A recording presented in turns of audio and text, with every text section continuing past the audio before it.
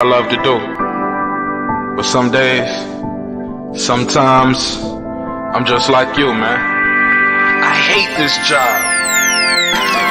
Damn, I hate this job. Damn, I hate this job. Damn, I hate my job. Damn, I hate this job. I'm just like you. Damn, I hate this job. Man, I hate this job. Man, I hate my job. From a good dream I awake, sun rays on my face, planning out my day, hoping this ain't the one that I catch a case. I feel so good, I feel so straight. My manager keep calling me saying, hurry up, you late. Hurry up, you lay off. Y'all, man, I hate this job. Man, I hate this job. Been trying to play it cool, but it's hard to play it off. I've been hanging on to this bullshit, cause my car still ain't paid off. I know I'm on my way up, my boy just got laid off, so y'all, man, I hate this job. Man, I hate this job. These hoes here so ratchet, these niggas here so sneaky. Y'all don't even really pay enough for y'all to only pay bi-weekly. I'm trying to double up my cash, take this job, shove it up your area. Yo, man, I hate this job. Sometimes I wanna say, walk in and slap my boss. This shit is getting hard. Damn, I hate this job. Gotta make it out of this struggle, bruh. And I don't really mean to take it out on you. You just a customer, but damn, I hate this job. Damn, I hate my job. Damn, I hate this job. Damn, I hate my job. Damn, I hate this job. Damn, I hate this job. Damn, I hate my job. Damn, I hate this job. We're the reason why your stockholders always stay afloat. Yet I'm asking, are they hiring? Like everywhere I go, schedule will say 9, but I think it's fine if I clock in at 9:04. I work 40 hours a week plus overtime just to be bro. So y'all, man, I hate this job. Hate that I applied. So much has transpired since the day that I was high. Told me I could advance, but you were telling me lies. Gotta give your notice before I quit, but you don't say shit right before I'm fired. Damn, man, I hate this job. Sometimes I wanna say, walk in and slap my boss. This shit is getting hard. Damn, I hate this job. Gotta make it out of this struggle, bruh. And I don't really mean to take it out on you. You just a customer, but damn, I hate this job. Damn, I hate my job. Damn, I hate this job. Damn, I hate my job. Damn, I hate this job. Damn, I hate this job. Damn, I hate my job. Damn, I hate this job. You and your procedures, you and your protocol, you and your policies, none of that shit don't apply to me. You and your quotas, you and your standards, you and your 2 sick days a year. Y'all niggas bananas. Wonder why the postman's posted with hammers, going postal with Popo on camera. His wage got him enraged, stressed out, it's hard to maintain. He flips the middle, grabs his. He said, if you don't get the picture, I quit, you ain't shoot. Mother, man, I hate this job. Sometimes I wanna say, walk in and slap my boss. This shit is getting hard. Damn, I hate this job. Gotta make it out of this struggle, bruh. And I don't really mean to take it out on you. You just a customer, but damn, I hate this job. Damn, I hate my job. Damn, I hate this job. Damn, I hate my job. Damn, I hate this job. Damn, I hate this job. Damn, I hate my job. Damn, I hate this job. Look, man, I hate this job. I put my pants on one leg at a time, just like you. I'm out here trying to take care of my family. Damn, I hate this job. It's not always glamorous, for real, but I do what I gotta do for me and mine, you know? Damn, I hate this job. Damn, I hate my job. Damn, I hate this job. Damn, I hate my job. Damn, I hate this job. Damn, I hate this job. Damn, I hate my job. Damn, I hate this job. Damn, I hate this job. Damn, I hate this job. Damn, I hate my job. Damn, I hate this job. I'm just like you, nigga. Damn, I hate this job. Man, I hate this job. Man, I hate my job.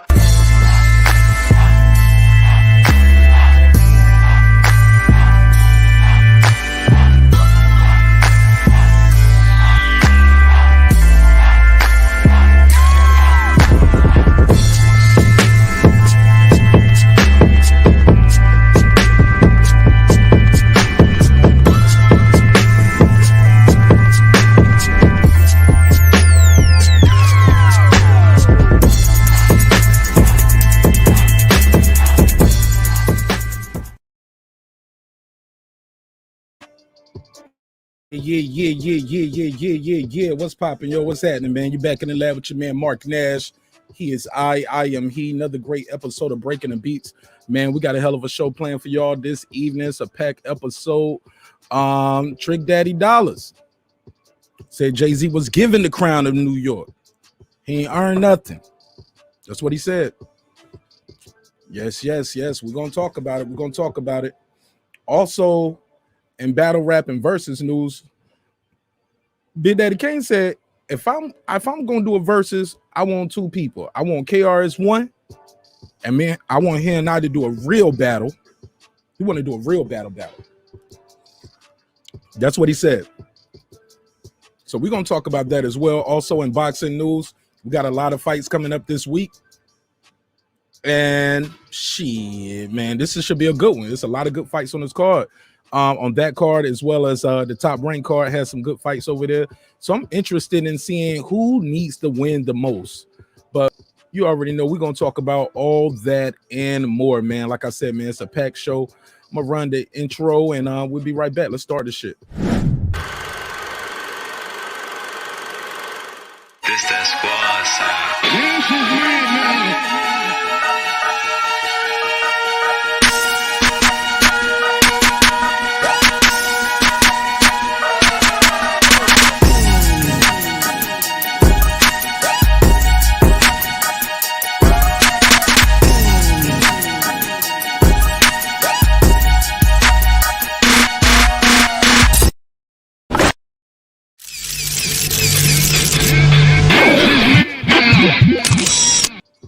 Nah, I ain't mad now. I'm having a good day. I feel great. I feel good all over, like the song say. How y'all feel out there? That's what I want to know. How do y'all feel out there? Hope this broadcast is finding you in good health, good prosperity. Hope everything's good with you and yours and your family. You already know. God is good, man. You already know what it is. It's another great episode of Breaking the Beats, where we break down the business, entertainment, art, technology, sports, and pretty much anything else I feel like squeezing into those letters, or my guests feel like squeezing into those letters. Hey, look, man, you already know it's a hip-hop political sports show with a comedy twist, so we're going to have a lot of fun today. We're going to talk about some serious subjects, but we also going to get our jokes off, have a good time as well. So pull up, pour up, roll up, do whatever you like to do, and sit back and enjoy the show, or you can participate. I got the link in the chat. This time I got it pinned up there, so I don't have to keep dropping the link all night. The link is there. The phone line is on the screen. And yeah, man, we can get right into it, man. I'm gonna talk about this Trick Daddy situation first. I'll play the clip of what the brother was talking about. He has an interesting point. I don't know if I agree with him on everything he said. It definitely sounds like he has another issue going on. I don't know what his issue is, but he sounds a little jaded. Someone say he sounds a little jaded. Shout out to my brother we here. Shout out to Bands on Bands. What up though? We just getting started. So if you're just coming into the room, stick around, hang around for a little bit. We're gonna get this thing popping. Let's go over here to YouTube, and I'm gonna pull this clip up. I don't have it queued up already because more information has came out since he did the first drop. He's actually been talking about it more, and he's actually doubling down. So I'm gonna play the clip. I don't know why this computer's moving super slow right now today, but got you right here in a second. But definitely want to know what you guys think. Is Jay-Z the king of New York? He said Beyonce can't sing. He doubled down on it and said, well, she can sing, but she can't sing. Yeah, I mean, now, granted, you all are entitled to your own opinion. We should never be out here just trying to sway somebody's opinion because their opinion is unpopular or different from our opinion, right? I get it. But the lady can sing, bro. The lady can sing and she can sing. I don't know where that energy came from, but we are going to address it. And I'll let you guys get your bars off, get your opinion in. Like I said, the link is pinned up there in the chat, and we'll talk about that. Definitely, I don't know, man. That junk is crazy. I need to hear the clip again. Let me get this clip so we can really get into it the way we need to. Let me close this out. This might be the problem right here. It might be too many things opening over here in the background. Let me do that. While I do that, y'all smash the like button room. And if you have 1,000 subscribers on YouTube, you are able to share the link. So please share the link. If you got a Facebook group, please share it over there as well. Also, take the time to check out my Facebook group we just created for the show. It's called Breaking Beats, just like how you see it in the show at the banner at the top. If you would take the time to subscribe to the group on Facebook, that'd be dope. Because we are gonna do other things over there. Also, if you have content, you're a content creator on your channel, you join the group over there, you're more than welcome to share your content over there as well. So, because I remember when YouTube first started the share thing, you didn't have to have 1,000 subscribers. I don't know why they changed that, but that ain't my business. Don't like it, but it is what it is. So while you're waiting for other people to beam in from wherever they at, I'm gonna share my screen and I'm gonna play this clip. I'm gonna play the first clip. This is via the Breakfast Club. So I'll play the first clip. I don't have it queued up. So let me. Here we go. So I got it queued up. All right, so here we go. So I share the screen.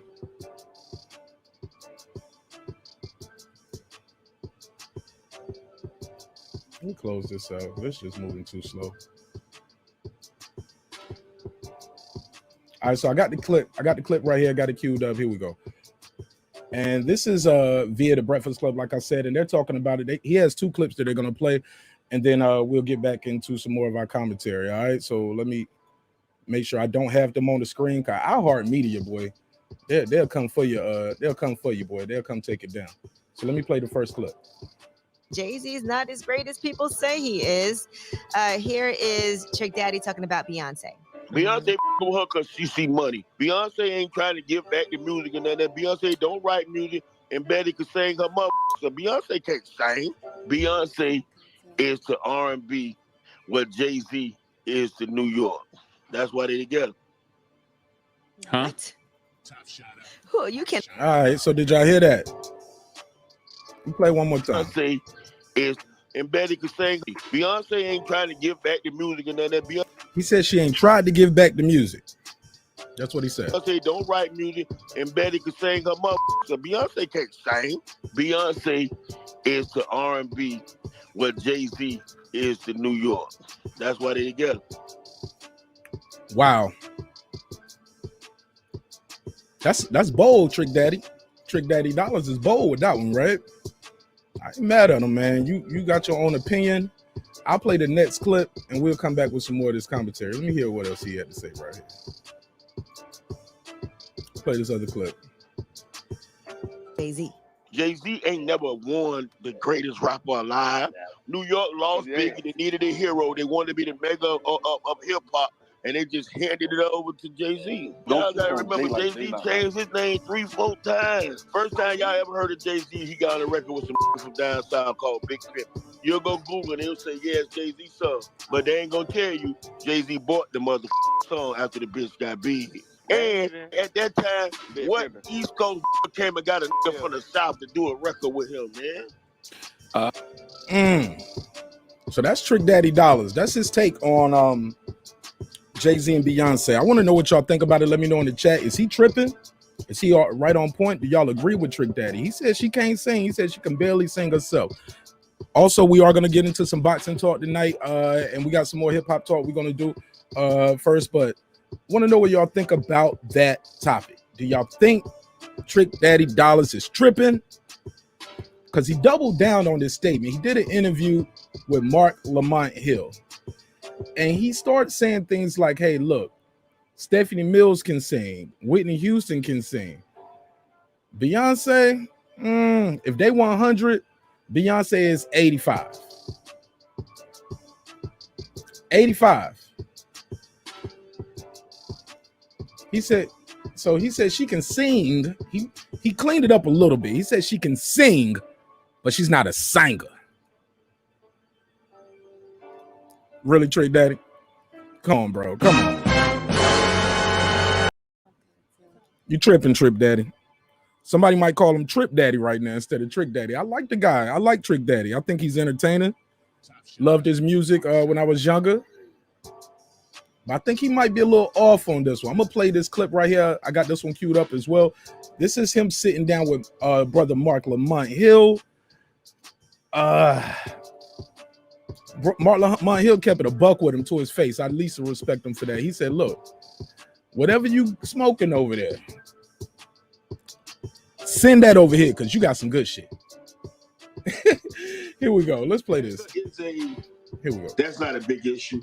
And I said that Jay-Z was to New York and the hip-hop scene in New York the same thing as Beyonce is to the R&B scene, which I was saying, and I said that Beyonce can't sing.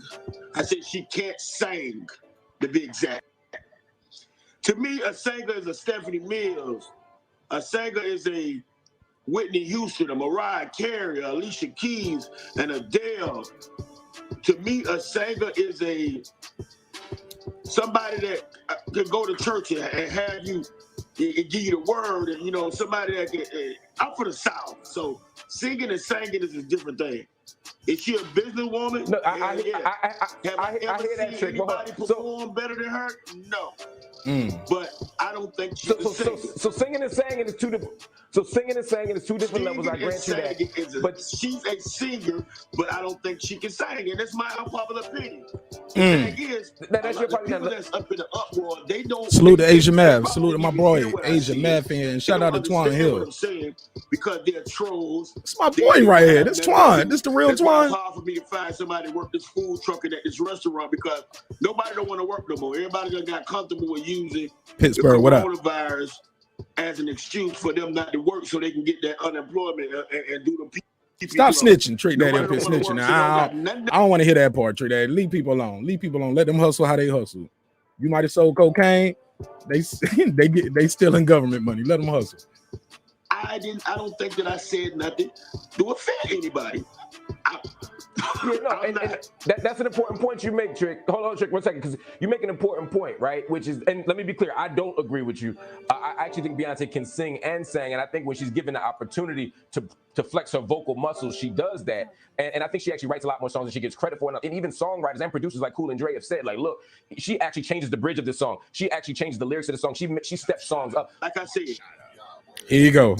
I have an opinion. If you don't have an opinion, if you don't stand for something, you fall for anything. And a friend of everyone is a friend of none. And I don't give a damn who's not my friend. I'm speaking my mind. If a lot of people start speaking their mind and telling the truth and being able to express themselves, this world. It can't be the truth and your opinion, bro. It's either the truth or it's an opinion. And I believe it's an opinion. It's a very unpopular opinion. This country. So you like, and I think he's trolling a little bit. I say what I said. You stand in your ground. Yeah, I believe a lot of people can't see. They got mad at me this morning because I put Chris Brown. Now here we go. Now he's saying Chris Brown is on the level with Michael Jackson. He might be half right with that. Because I ain't never seen Mike do no backflip. Mike can moonwalk his ass off. You know what I'm saying? All of that. But I seen Chris Brown do a backflip, dunk, and sing at the same time. Michael Jackson was doing some splits. No disrespect to Michael Jackson. I like Michael Jackson, but it's a new era. It's like comparing boxes from back in the day to the boxes of now. You know what I'm saying? It's just hard. It's hard to do that. But I do want to know what y'all thought about Trick Daddy, and he doubles down on the shit, man. So I'm not comparing the artwork. I've never been to a Michael Jackson concert, but I've been to a Chris Brown concert. Apparently Chris not. Brown did his thing for 4 hours. I've never been to a Michael Jackson concert, but I know he hit records. And since I've been in the music game, I don't believe there's nobody that sold more records and did as much as Chris Brown and Rihanna. I mean, check out the numbers for Thriller, though, good brother. Thriller beats everything Chris Brown ever did. But I feel, again, you have a right to your unpopular opinion. My last question for you, I got 2 questions for you. First of all, just so I can calibrate this, you said Stephanie Mills and Whitney Houston, if they're a 10, or if they're 100, if Stephanie Mills and Whitney Houston are a 100. Facts, Cameron. What's Beyonce? Facts, Cameron. So I'm gonna add in the fact that Beyonce is a hell of a performer. I've seen Stephanie Mills. Not as a singer. As a singer. As a singer, just as a singer though. If Stephanie Mills and Whitney Houston is 100, Beyonce's an 85. Wow. If they are A+, Beyonce barely getting a B. If you're familiar with school, you know what I'm saying? You 84 and below, that's a C, right? So good night. Trick Daddy said Beyonce is a B-, C+ singer. B-, C+. I want to know who agree with him out there. Y'all let me know in the live chat. Y'all can call in or y'all can check me on the playback. Let me know in the comments over there. Very curious at what the audience thinks about this. Wow. Also in hip-hop news, because I'm gonna do the hip-hop and the music news first, because I don't know why I always feel like the boxing takes so much of the show. So I gotta talk about this. Oh man, Big Daddy Kane said if he gonna battle, he ain't doing no verses how y'all do verses. He said he want to battle. And if he gonna battle anybody, it's gonna be KRS-1. He said if y'all want me to battle Rakim, if me and Rakim battle, it's just gonna be songs. Cause he's not no battle rapper. I'm a battle rapper. KRS-1 is a battle rapper. What y'all think of that, man? Do y'all even want to see that battle? I don't know, man. No. Hold up. Twine Hill, what up? Twine Hill in the building. He said, trick on that dirty, mystical voice. Yo, I don't know, Twine. This is weird for me because it came out of nowhere. The Carters sitting around minding their own business, man. It just came out of nowhere, and it seems like it's such malice there, because how can you be a fan of Whitney? Same thing that he said in his defense of Chris Brown. He said, I seen Michael Jackson do this and tell Chris Brown, hey, I like your music, I like what you're doing, blah, blah, blah. Some could argue the same thing for Beyonce, bro. Whitney admired her work.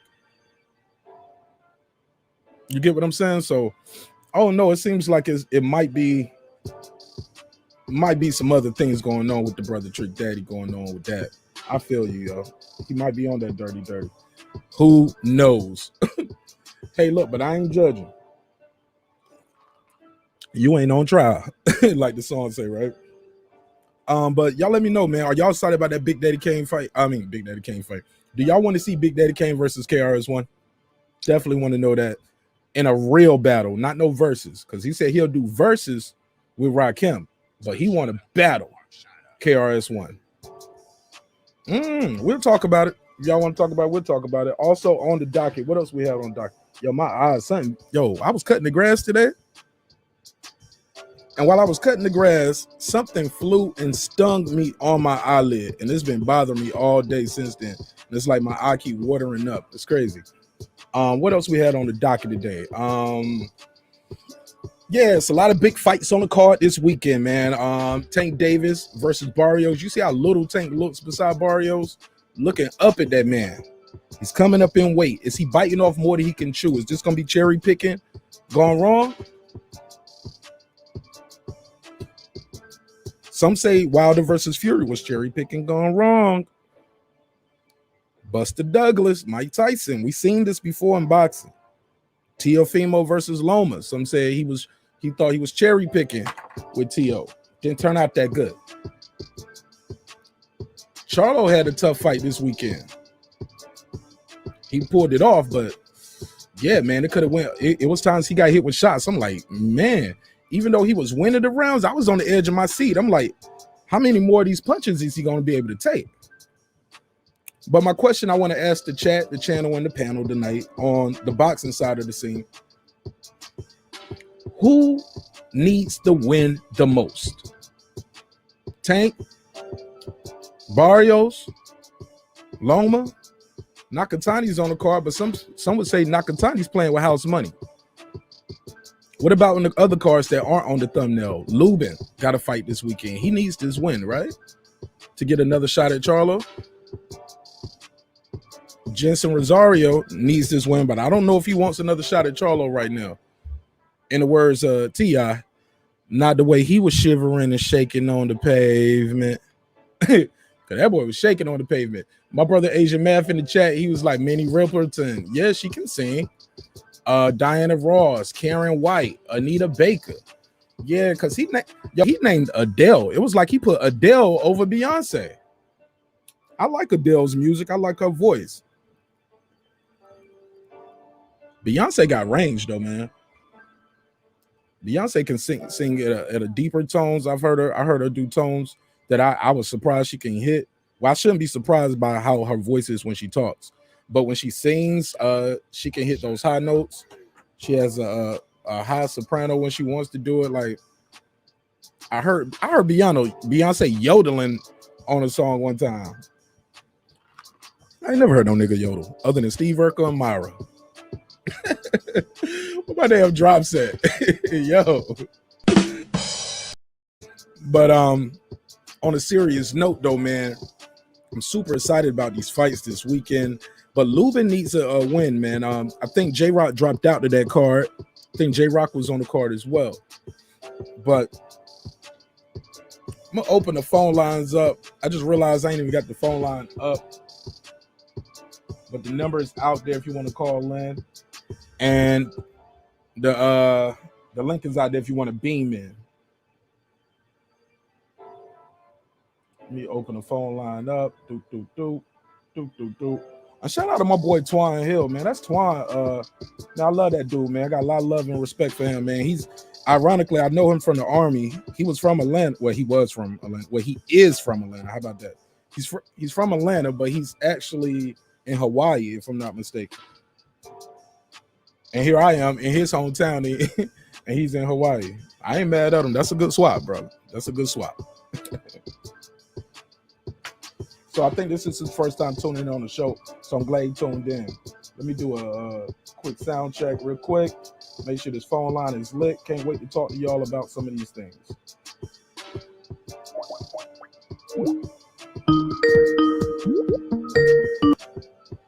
Yeah, man. So the phone line lit. Twan, call in, man. 678-381-1938.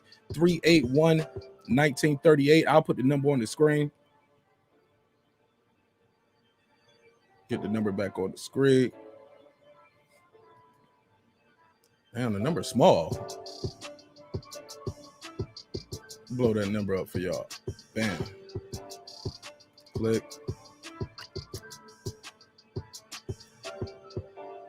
Save. There we go. So what we at with it, man? Let me start with this, man. This is what I want to say about Trick Daddy in this situation. You are entitled to your own opinion. He said, yeah, shout out my guy. Yes, sir. Live from Hawaii. How ironic, bro. You in Hawaii and I'm in your hometown. That's what I want to say about the brother Trick Daddy Dollars, man. I think Trick Daddy is amazing at what he do when he does it, right? When he does his thing. And it's okay to have your opinion. Shoot, this is an opinion-based show. I have my opinion. I let the channel and the chat speak freely. I don't really believe in blocking people like that. It was a time I did, but now I just let it fly, man. Say what you want to say, man. But what comes with having your own opinion is people are going to have an opinion about your opinion. Hello? And you got to take what comes with it, good and bad. Got this one video where he was snapping. He was like, she don't sing like Stephanie Mills, Whitney Houston, Mariah Carey. Yes, she do. Yes, she do, man. The lady can sing, man. And get out there and dance and do all that shit in some high heels. The lady she's talented, brother. Like, then he had said something about how she don't write her songs. But then he had to go back. He did correct that. He said a lot of singers don't write their songs, but she does write songs. You can check the credits. Said, I'm glad Lamont Hill called him on that one line. He said, Chris Brown, they never did nothing like Michael Jackson did and none of that stuff. But I'm like, Thriller, man. They still play Thriller to this day. He said Tony Braxton. Having dinner with my wife. Oh, congratulations too. How far along is she right now? Tell her I said what's up. Peace to the queen, man. So proud of you guys. How far along is she right now? I follow you on the IG, so I do see you guys are with child. So proud of you. Congratulations. Welcome to the club. And happy Father's Day. Belated, but also early because the baby hasn't arrived yet. So congratulations to you. He said, does Trick Daddy really believe this opinion? I don't think so. I'm gonna be honest, man. I think he might really believe it. I don't know why, because Trick Daddy, see, this is the thing that bothers me with Trick Daddy, man. Trick is an artist. He's in the studios. He's heard how hard and how hard it is to get a record done. And I'm sure he heard a lot of bad singers. So for him to say the lady can't sing, oh my God. It's a whole bunch of artists out there he could have said that are very popular artists. And even when what he said about Rihanna, I'm like, no disrespect to the Navy. I think that's what you call her crew, but my G, she's talented, but I think Beyonce has more range with her vocals. That's me though. Whatever. I could be wrong, but I could be right. I got the link and the number pinned at the top if you want to join the show. If you just tune in, you want to join the show, smash the like button on the way in the room. Yeah, man, we had a lot of topics that we're going through today, and we can get them in as you guys fit in. There's no order. There's no, well, we got to get this done next, man.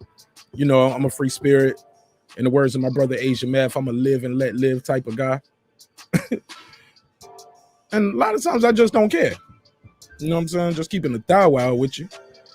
But I do care about these fights this weekend. Oh man, I'm excited about these fights.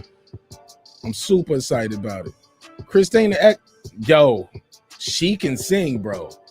She can sing, yo, and she has an incredible range. Blow her out the water. You're entitled to your opinion. Oh man, he said y'all days out. Oh man, I remember that right there, man. When you like any day now, it could happen. Actually, we were at that, but we ended up getting the labor induced. The labor was induced, which is very dangerous, bro. Because what happens when they induce the labor too, they got to go and get that baby out of there. Because when they got my daughter out, I say got my daughter out, like she was in prison.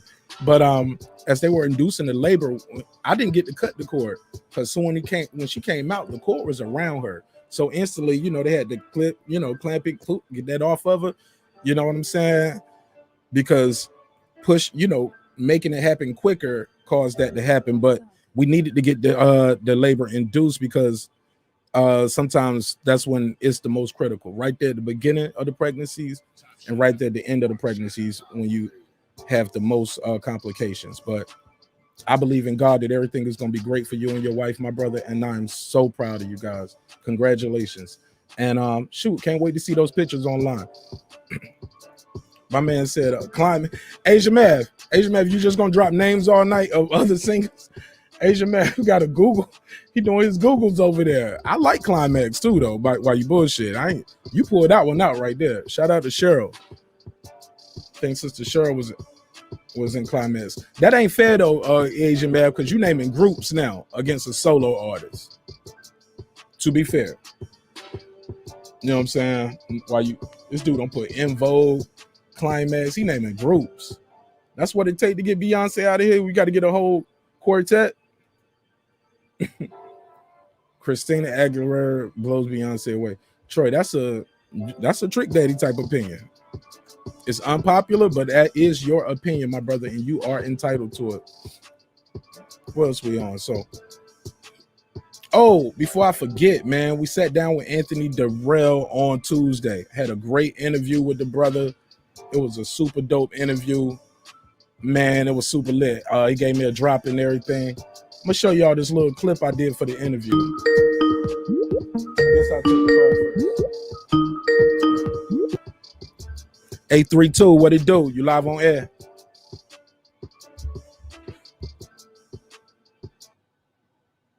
$832, you live.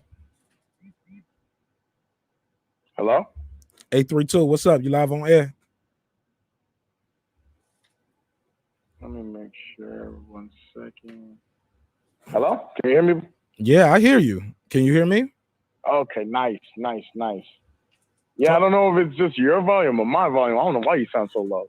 Oh, I can turn the yeah, you sound loud to me, but I can turn my mic up for you though. How's it sound now? Let me try to recall you because I can't hear anything you're saying. Like nothing at all. All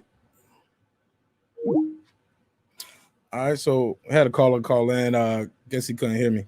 I don't know if y'all could hear me. Let me get the music back going. Yeah. Sound like my boy Jay Giles though. Is that you, Jay Giles? Let me know. Supreme Beast, what up, my G? Chopping this up. Hey, Supreme Beast, let me ask you, who needs to win the most this weekend? Out of all the fights that we got coming up on different cards, we got Rosario, I think Lubin's fighting as well, Tank, Barrios, Loma, Nakatani. Who needs this win the most? Shout out to my boy Act, the Jab Jamboree. How you doing, my G? Shout out to Night Court, man. One of the most creative shows on the whole YouTube shit, man. That show is creative. Follow my boy, the Jab Jamboree. His name is Act Reaching, man. Super creative show. Love what you're doing. Jay Giles, what up? Shirley Murdoch. Yeah, Asian Math. I feel you. Said Stephanie Mills is a whole different time period. Trick grew up on her, not Beyonce. She should be his bias, looking for a silver lining. I guess you're right. That is his era. Because he still say, like he said, my favorite rapper is Tupac. Tupac been gone a long time. God bless his soul. A long time. And even though they've been making albums since his death, you know it ain't how it would be if he was here, right? So I feel you. Thank you, Jay Giles. He said y'all share this. Absolutely. He said, I don't know why I was low. It's weird. You can call back, my brother. This ain't one of them shows where you only can call in one time. I don't care. But I want to know who needs to win the most. My man Supreme Beast said Loma. Man, I don't know, man. I gotta disagree with you on that one because nobody's expecting him. Who was expecting him to take this Nakatani fight? If he lose, people are gonna say, "Hey, look, he took that fight too soon after that T.O. loss." Right? Then he say he needed surgery or something. Something was wrong. Nakatani ain't no hope. He gonna give him everything he came for. And a doggy bag.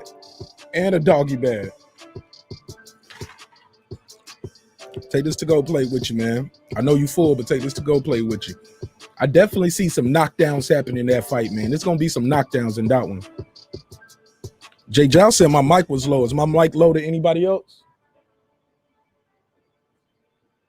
D Hodges, what up, man? Shout out to D Hodges, my G right there, battle rap champ right there. D Hodges, who need to win the most this weekend, man? Tank, Barrios, Loma, Nakatani, Lubin. Which fight has the most significance? I want to know what y'all think, man. It's a lot of fights. It's hard to make decisions. I definitely think Lubin needs to win. Like I said earlier, Lubin needs this win if he has any chance to get in a rematch with the Charlo. You know what I'm saying? Lubin needs that win, man.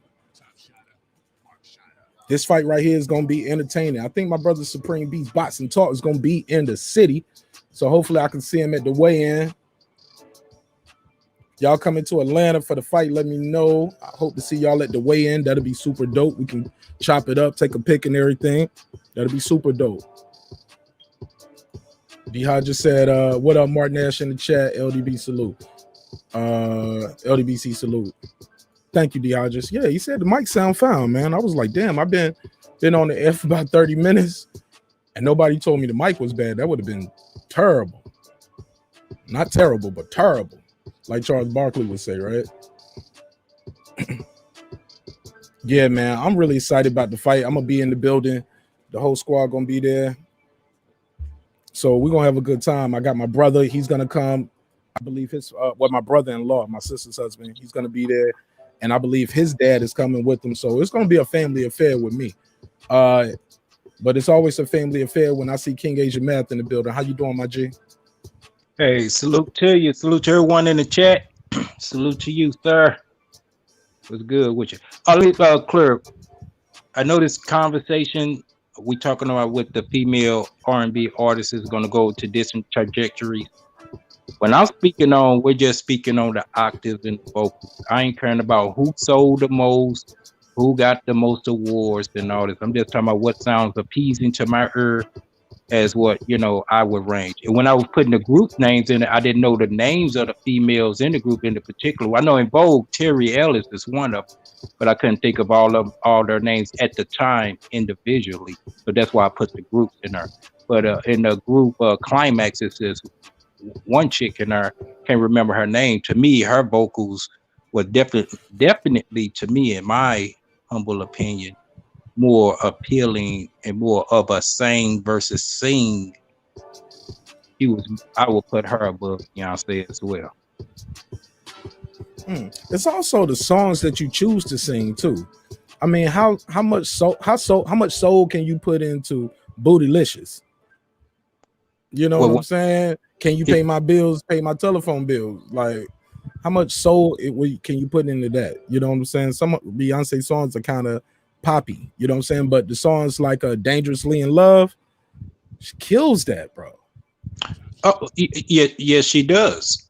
You know, and you could see where her range is. I think that was a fair assessment, putting her at a 85 and probably even high as a 90.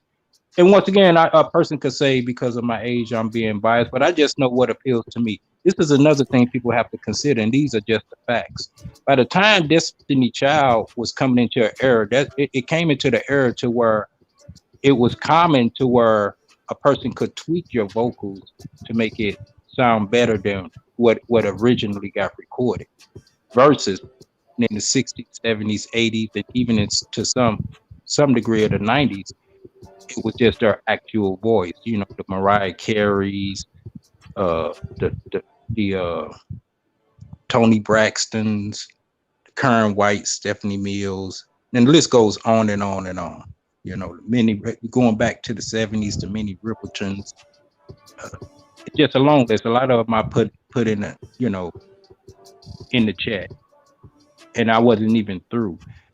And to me, a lot of those people, you just give them a microphone and a speaker and let them go at it. I feel like a lot of those chicks will top Beyonce. I'm trying to think of the Neo Soul. I saw her perform live, and keep in mind, this was a free concert. I wasn't even gonna go, but the female I was with at the time, she said, "No, we gotta go see it. We gotta go see it."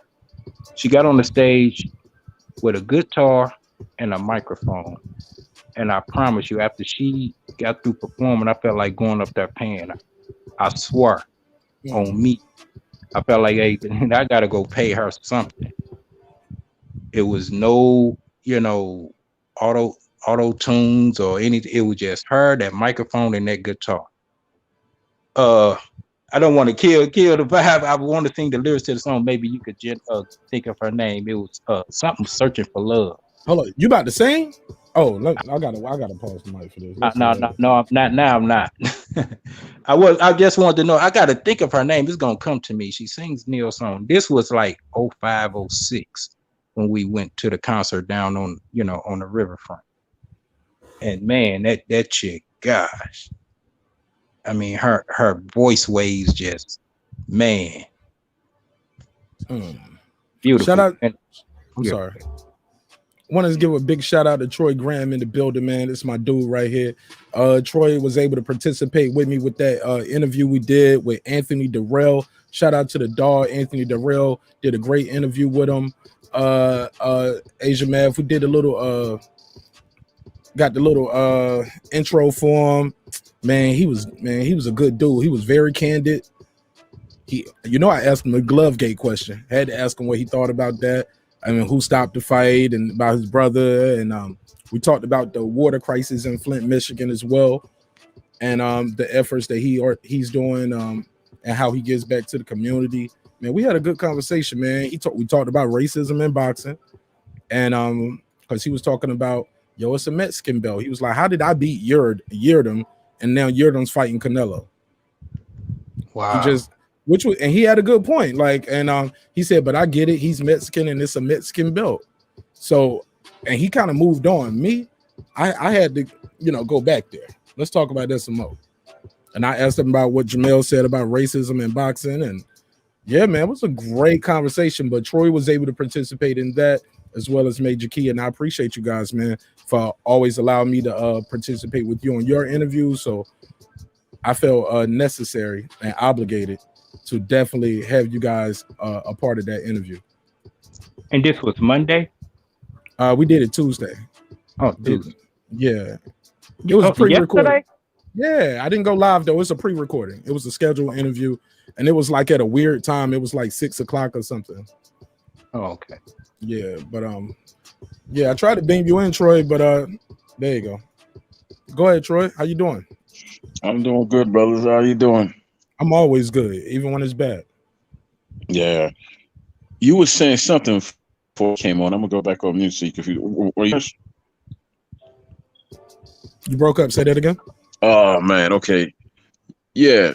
Can you hear me clearly? Yeah, I can hear you clear. Hey, open channel, open panel. You can talk about any things we were talking about, or you had something else you wanted to say. Okay. Yeah, you were talking about Beyonce, and I don't really remember everything Trick said. I just heard it this morning, actually, right? Okay. But the truth is, Beyonce has a very good voice. I don't think she's a great singer. I think she's a very good singer.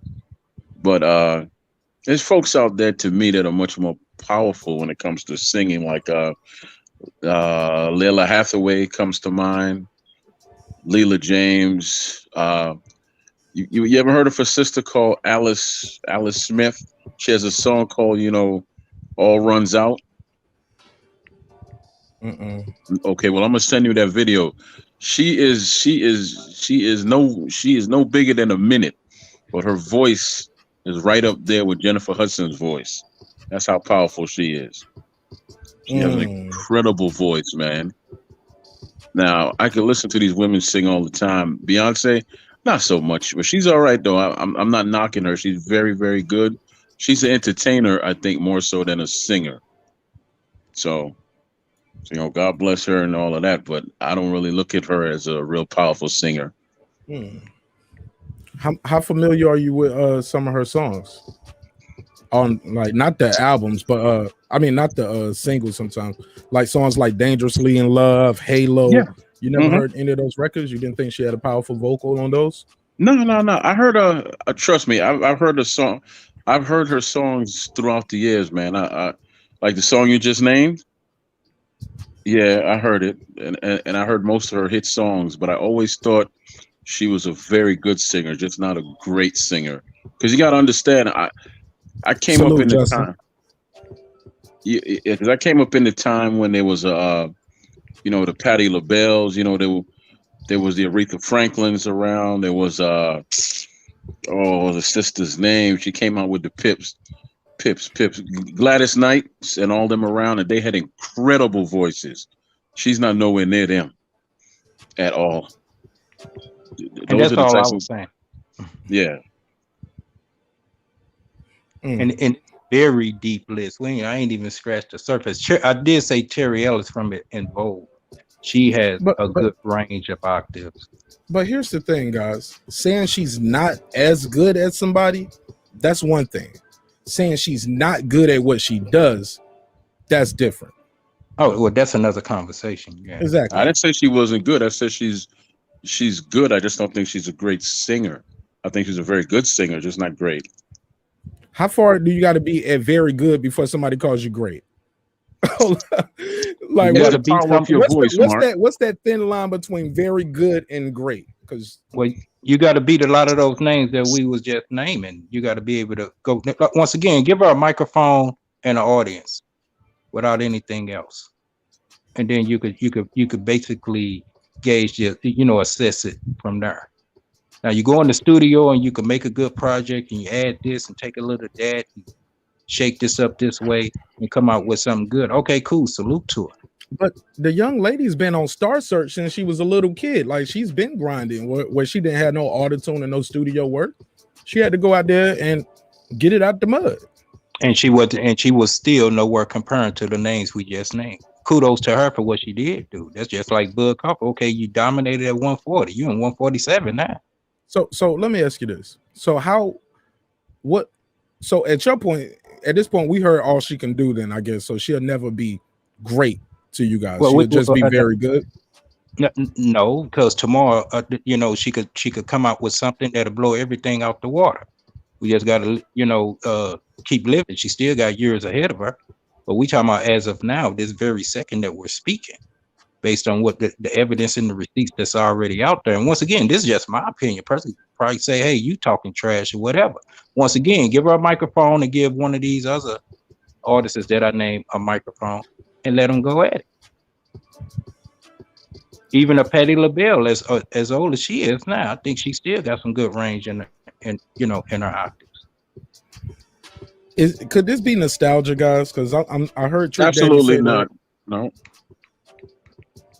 Oh, there's probably some females today that's probably in their teens that probably could come and support what I'm saying. I just don't know their names now. But here's the thing, like I said, it's not about her being a better singer than those ladies. Salute to those ladies. He's saying, and I'll play the clip for those who just tuning in and missed it earlier. He said she's not a good singer. Oh, she can't sing. So, well, once again, that's another conversation. The Siri thought I was talking to it on the computer. I'm sorry, your guys blacked out. Go ahead. Yeah, well, I didn't say. Okay, go ahead. Oh, just to reiterate for I don't know how many times now. That's not my conversation. Can she sing or not? We were just saying. I'm just speaking in comparison. That's okay. All.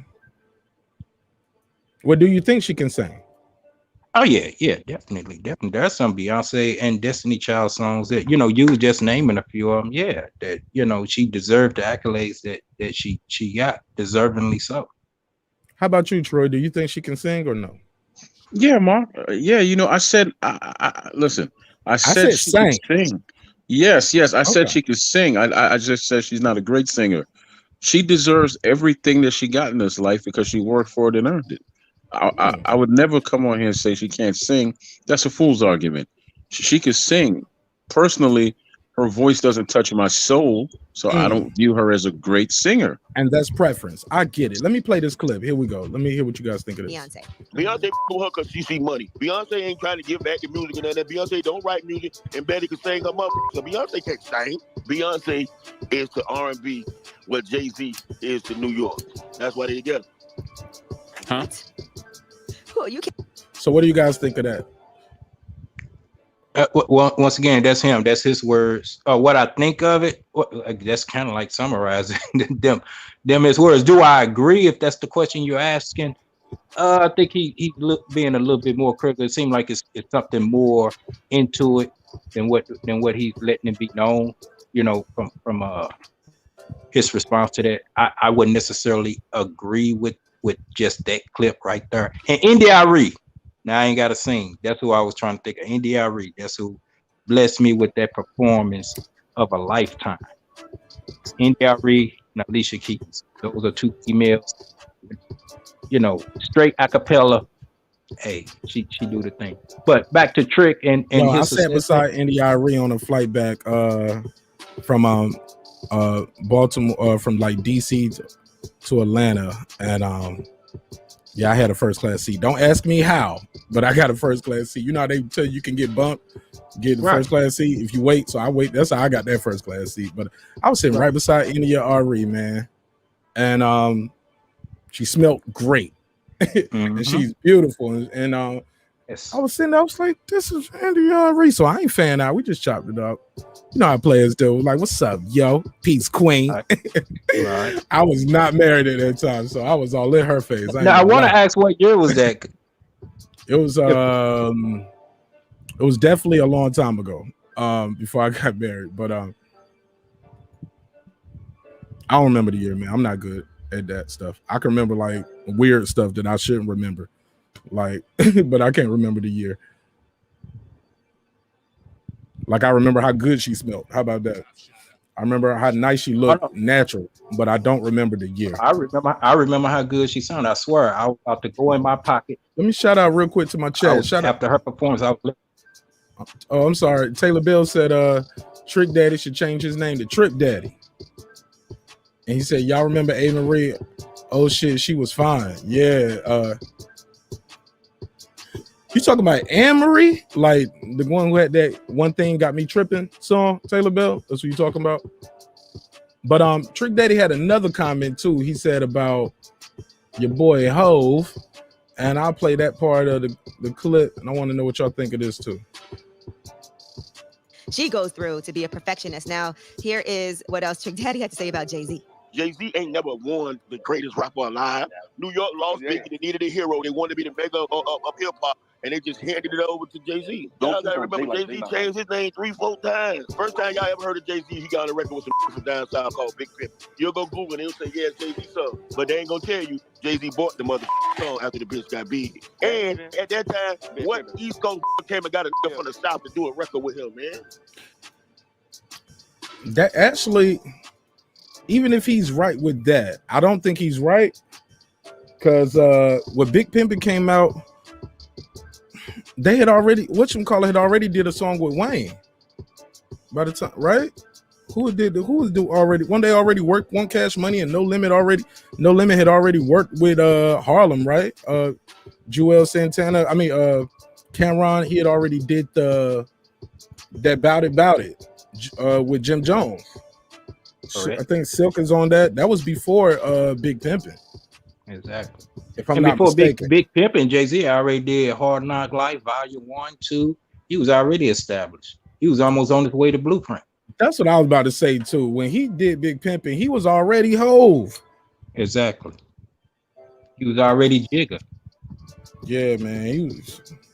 He had already did the Space Jam. That nigga wrote the Bugs Bunny rap, bro. He had already wrote Still Dre.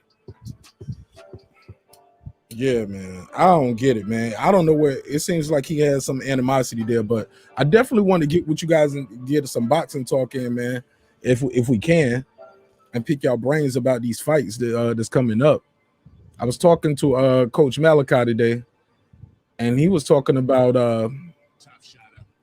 we was talking about these fights coming up. We was talking about this Tank Davis and this Loma card, right? And he had posed an interesting question as well, which I piggybacked off with this idea, and I wanted to talk to you guys.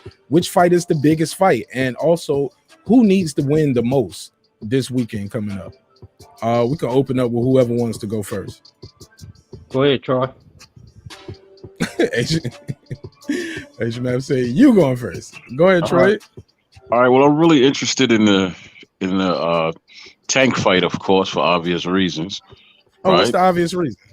Baltimore. Okay. All right, and then some people might not know. That's what I'm saying. Okay, yeah, and then Lubin, I'm really pulling for him to win because I think the brother has put some work in and he's grown as a fighter. Did you see that little clip they put out of him dropping Edgar Berlanga? Yeah, I saw it. I saw it. Yeah, I saw some growth because he was setting him up. He was setting him up for that shot to the temple that dropped him. He was. So I would definitely like to see him get his rematch against Charlo and see what happens because he's a very accurate puncher now, and he's always been a big puncher, but he was just too young when he stepped in there with Charlo. Yeah, he never saw that shot coming. When he went down, that shot was short, and it came straight to his chin and his head. And he was like, it was a good shot. It was a lucky shot. And he was like, no, we practiced that shot. And I can Exactly. believe they practiced it because he's a southpaw and they work with Earl. I can believe they worked on that shot.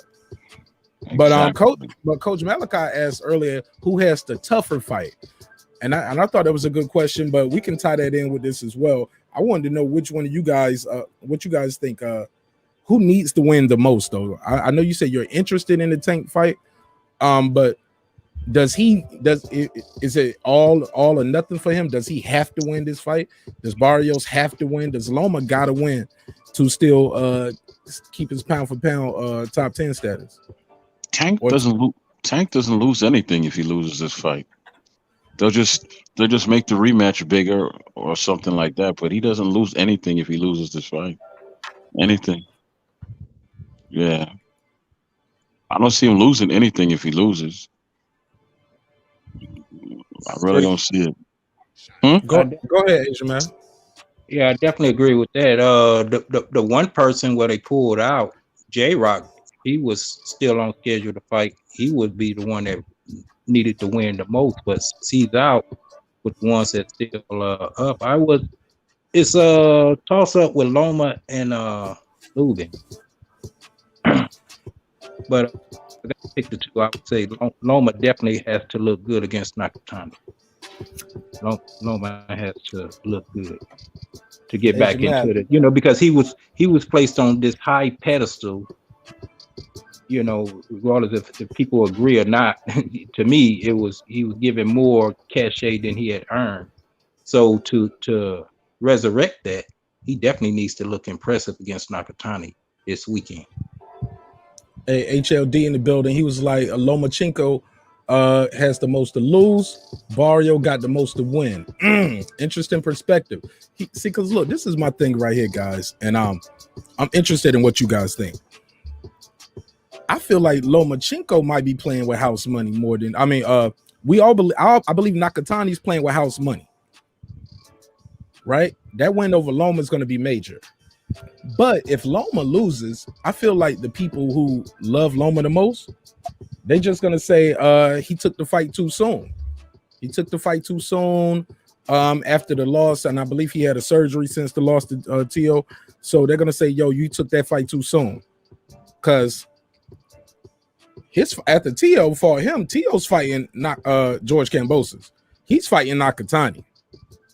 You get what I'm saying? And he lost the fight. He's taking a harder fight than the guy who won the fight, in my opinion. What do you guys think? Well, T.O. beat Nakatani. He did. Yeah, he did beat him. Okay, so but the George Kambosos fight, though, you get what I'm saying? I'm talking about T.O. fight Loma. After he fights Loma, he's fighting George Kambosos. After Loma now is fighting Nakatani. He should be taking a soft touch, in my opinion, trying to get himself back up. He's not taking a soft touch, which I can admire. No, I get what you're saying, and I'm not trying to, too contradictory. But we were using a triangle. Loma's fighting T.O.'s leftovers.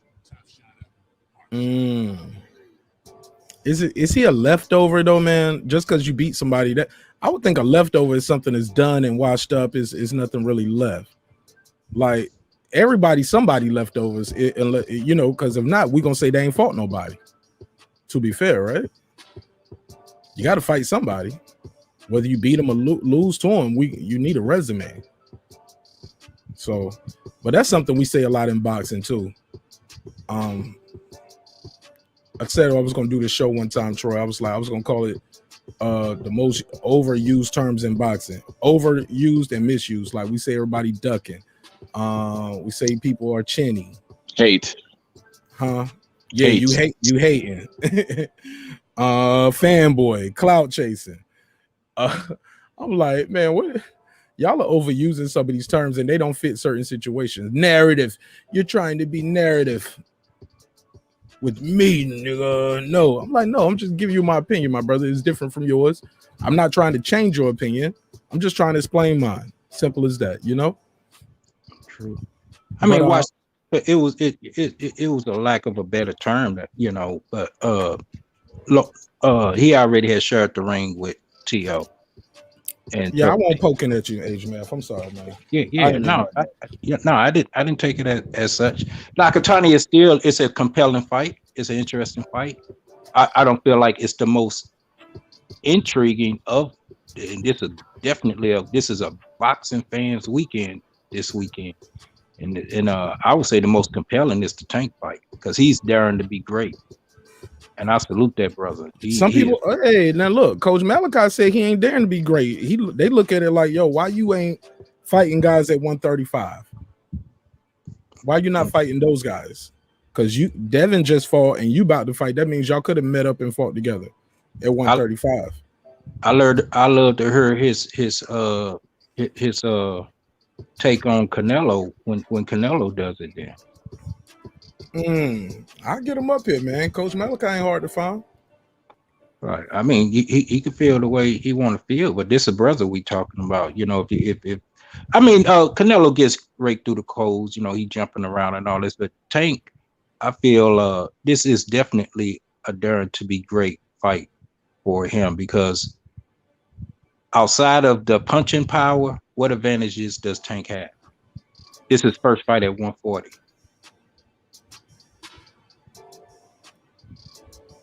The guy is bigger. He got more reach. He got more experience at 140. The list goes on and on and on. This man is really darn, and he didn't cherry pick a 140 pounder. Whereas Canelo, he went up and fought up. Now I could properly use washed up leftovers. He went up and fought some guys that, like you just said, didn't really have much left in the tank. Instead of staying down where he was at and facing, the mandatories that was facing him. But what's the coach name again? Coach Malachi. Malachi, he does have a point. It's a lot to be fed at 135.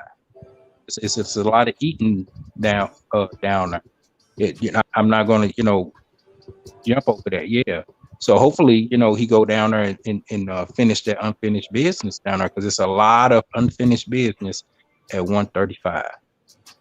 Let me ask Troy this because he's a Baltimore legend in his own right, and he's a big fan of Tank Davis, correct? Yep. Let me ask you this: why is Tank not able to make the 135 weight like that? Why does he struggle to make the weight when many of his contemporaries are always right there on the scale, clicking it, no problem? Who said he can't make the weight? I've never heard anybody say can't make it. He missed weight and lost his title on the scale before. Yeah, once. No, he didn't lose the title twice. He missed weight twice. Okay. But and then with the Gamboa fight, he had to come back. So my question is to saying, like, a lot of his contemporaries are able to make the weight somewhat, argue comfortably. You get what I'm saying? Why is he going to 140 fighting those guys instead of fighting the guys at 135? In your opinion, of course. My opinion, he probably just wants to grab another belt. You grab another belt at a different weight class. That's my opinion. And maybe he just outgrew 135. Who knows? Or maybe he lacks the discipline to make 135. I have no idea. None. Mark, can I ask Troy something right quick? Yes, sir. Where do you rank Barrios in this fight? Do you feel I've like never seen? Okay, go ahead. I'm sorry. I've never seen him fight ever.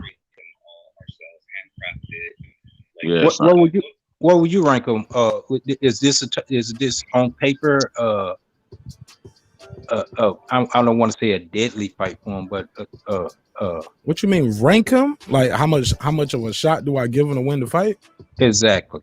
Oh, to me, this is a 50-50 fight. This could go bad for Tank. This can go real bad for Tank. Tank could get embarrassed right here in Atlanta. He can end up looking like Adrian Broner in them ropes, bro. And you base that off this what? Could be like type because I've seen Barrios fight. I'm familiar with Barrios. Very familiar with the brother's work, and he's nice. He's big, he's strong, he's long, he's rangy. He's undefeated. He don't know what it feel like to lose. You got look at this picture of them standing beside each other. Look. I was watching another thing that I saw too when I was watching these all access. Barrio is eating steak while he's training for the fight. Most of these guys sitting around eating carrots and you get what I'm saying. Got to just sitting there with a small little veggie plate, eating a little salad or something. Barrios was eating some steak right there on his little all access. That says a lot about how comfortable he is at making that weight. Look how long and tall and rangy he is. The dude can punch. So we're gonna see. And he's 140 weighing in. I think Coach Malachi said it best. The dude's gonna come in about 155, maybe. It ain't no rehydration clause. And you don't feel Tank has, well, you say it's 50-50, so Tank does have a chance of trapping Absolutely. It. Okay. Absolutely. Because Tank walk around at bigger weights anyway. And Tank is not sparring with welterweights. Sparring is sparring though. True that. And Coach Malachi has a theory about that. He just beamed in. I was gonna let him speak after you finish, Asian man. Go ahead. No, I was just adding on to it. Yeah, sparring is sparring, but you get acclimated with the weight that you're in the ring with. You know, it's not a professional fight, but you get a sense of, you know, who you're in the ring with that type of weight that you have to push around, and you know all the intangibles in the actual fight. That's all I was saying. Fair enough. Coach Malachi Williams, how you doing this evening, sir? Yeah, I'm doing good. I'm doing good, brother. Mark, man, salute, man. Thank you so much for having me. No, thank you for being here, man. Talk to us, man. I was talking about the question you said on your show earlier today, and you said let me go to my link that I shared because I definitely like to share brothers' links when they go live, especially if I support you. You said who has the tougher fight, and my question was also it was similar to yours, but who needs to win the most? Who which fight is the biggest fight this Saturday, and who needs to win the most? Well, I definitely think Lomachenko needs to win for the simple fact that he has 2 losses already, and he doesn't want to go. You know, he doesn't want to leave out of the fight with Nakatani with another loss. That'd be 3 losses. You know what I mean? So I think that Lomachenko needs to win the most, and just for him to even get back into the position to want to fight Teofimo Lopez again, just to prove that that fight was just to prove that fight was maybe a fluke, or he had an off night, or whatever the case may be, But he needs to get his belts back, and I know that's what he wants to do. So I think he has to. It's a lot of pressure on him now with Tank. He has a strong, loyal fan base. Fully expect him to steamroll this guy, win. Um, in spectacular fashion.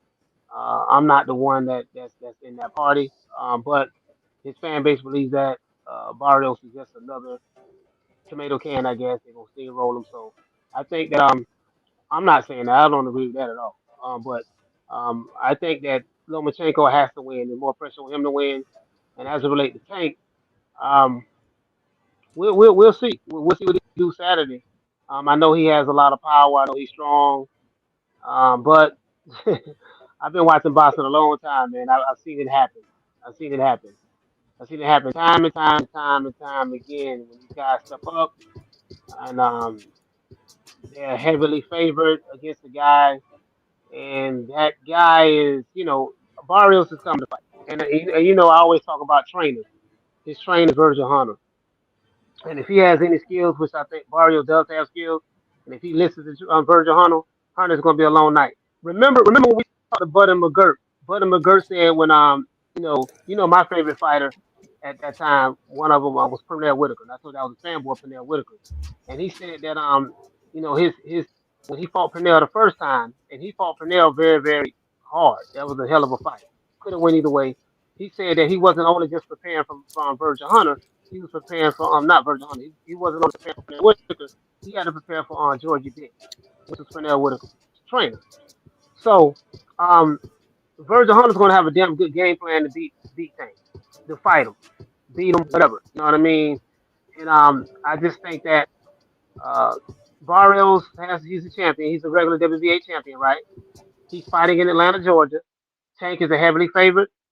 Floyd Mayweather got the table set for him. The judges more than likely going to be on Tank's side.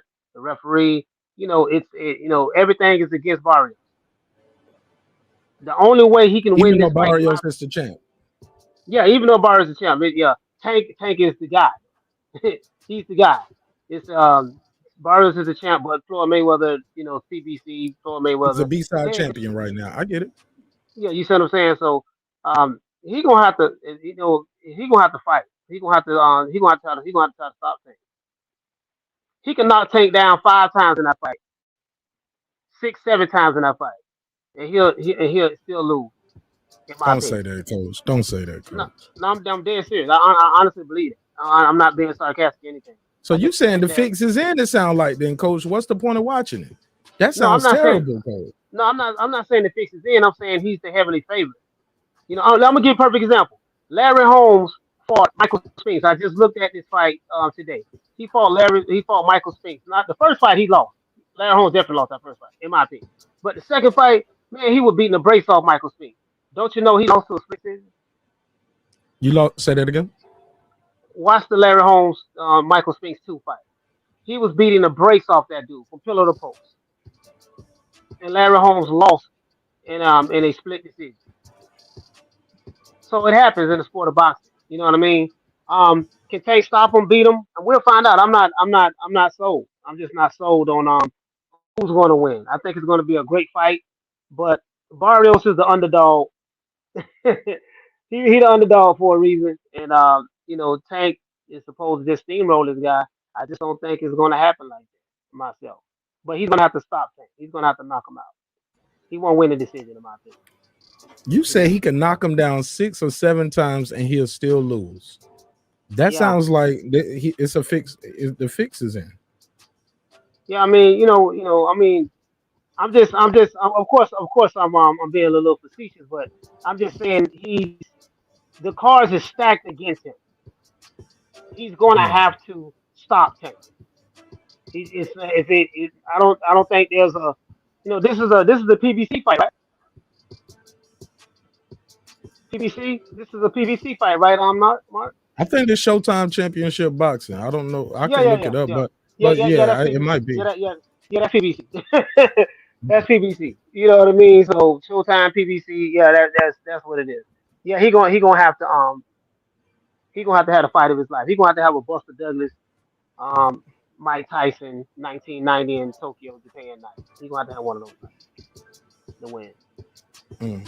And I think he understands that. And I think Virgil Hunter's going to tell him against all odds, So, I always go with a big fighter that can fight damn good versus a smaller fighter that can fight damn good. I always pick the big fighter. Always. A bigger fighter that got skills versus a smaller fighter that got skills. I think he beats the smaller fighter any day of the week, twice on Sunday. We were talking about earlier, man. Trying to remember who was that Asian man for Troy? We were talking about something that you had said as far as the fight. You had an interesting take about about when you was talking about your channel, when you was on your channel talking about who had the tougher fight this weekend. Who did you say had the toughest fight? I said Nakatani. No, I said Lomachenko. Okay, he has the toughest fight and he has the most the game. He has the toughest fight because remember he has 2 losses already. Tank ain't got no losses. Tank ain't got no losses. Yeah. Barrios ain't got no losses. Yeah, but we're talking about Lubin too. What about Lubin and between Lubin and Rosario? They fighting as well, right? You know what? You just put me up on that. I didn't know that. They're fighting on what, the undercard? Oh, there's a headliner fight on another network? I'm about to tell you right now. I'm gonna pull it up. It's an undercard fight. For the Tank Davis. Okay. I think it's on the Tank Davis card, if I'm not mistaken. Yeah. Okay. Yeah. So yeah. I don't know much about that fight. To be honest. Yeah, he fighting Jensen Rosario. Jensen Rosario lost his titles to Jamar Charlo. And won it again. So he's gonna have the jab to the body. Oh yeah, that guy. Yeah. Jamel, Jamel.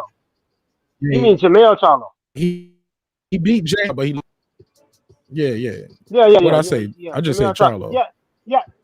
Yeah. I think it was somebody that was saying that Rosario was nobody. He got hit in the stomach and went to shaking and because we was talking about Jamel yesterday and somebody was saying that Jamel he ain't really did nothing and I'm like that dude beat J Rock who beat Jared Hurd. He didn't know that it was gonna be I'm not gonna say easy, but he made it look easy in the fight when when Jamel became unified champion. He didn't know that it's gonna be that easy or whatever. You know what I mean? So and now he's gonna fight for undisputed.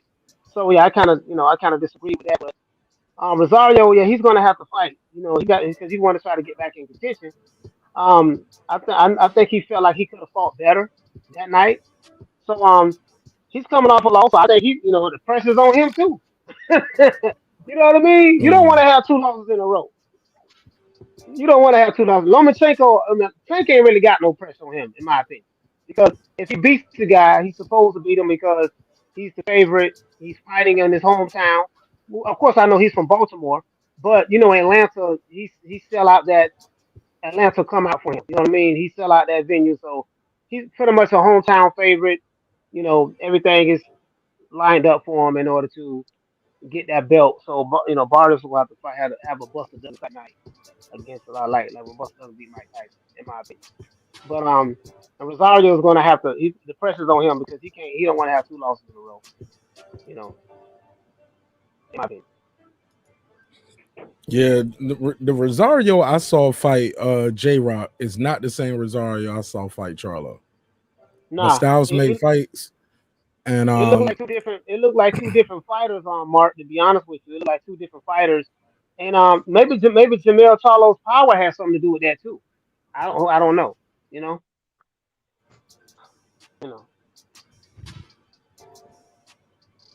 Yeah, but you had a state. We was talking about Tank not making weight and struggling to make weight. I believe at 135. Yeah. What was your take on that? No, my thing is it shows a lack of discipline because this guy is 26 years old. There's no way in the hell that he should be struggling to make weight at 26 years old when Nakatani is way bigger than Tank. Nakatani's like 5'10", 5'11". He makes weight at 135. Teofimo Lopez makes weight at 135, and Lomachenko makes weight at 135. You see what I'm saying? And Coleman makes weight at 135. So you have guys who are bigger than Tank make the weight easy, but the excuse I always hear, well, the reason why Tank went up because he had trouble making weight, and the reason why the only reason why a fighter has trouble making weight, in my opinion, is their lifestyle outside of the ring. Your lifestyle outside of the ring would dictate whether you can make weight or not inside of the ring. Because Bernard Hopkins always made weight for every fight he's had. He was such a disciplinarian that he didn't drink, he didn't party, he didn't do any of that. And I think Tank lifestyle is the reason why he struggles to make weight. And it's a known fact that he has trouble making weight. In fights. So. Troy, I was wondering why. I said that to Troy. Troy was like, "Who says he had trouble making weight?" I was like, "He lost his belt on the scale." Yeah. And I'm trying to figure out why he just skipped. He had one fight at 135. He just goes straight to 140. And in my opinion, this is what Shelton said earlier. He had bigger fights at 135. He could have made for big money. You could have fought Lomachenko. He can always get that Teofimo Lopez fight. You know what I mean? Whenever can he? Or Lomachenko. Can he? Yeah, can he always get it? You remember when Lomachenko was calling him out, wanted to fight him, but Floyd said whatever he said. He wasn't ready for the fight yet. We ain't gonna do that yet right now. Hell, Bob Arum and Al Heyman, they do business together when they want to. You know what I mean? They doing the Tyson Fury and You know what? Wilder. I'm sorry. I was thinking about Lopez. I'm sorry. I was thinking about T.O. Yeah. Thinking about T.O. You know what I mean? Lopez, not Loma. I'm sorry. I mean, that fight was there. That fight was there for him. You know what I mean? But I don't know. And let's say Tank wins the 140 WBA straps. So of course they're gonna say he's a 3-weight division champion. Looks like on paper, sounds good, right? But who Definitely does he looks fight good after and that? sounds good. Yeah, who does he fight next? Is he gonna fight Josh Taylor if he Nah, wins? I believe they said at the media day today that they had the open workout.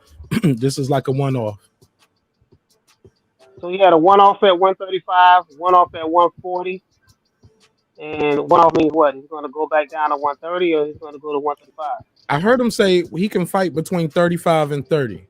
He said 30 to 35, I can make all of that, and I beat all those guys.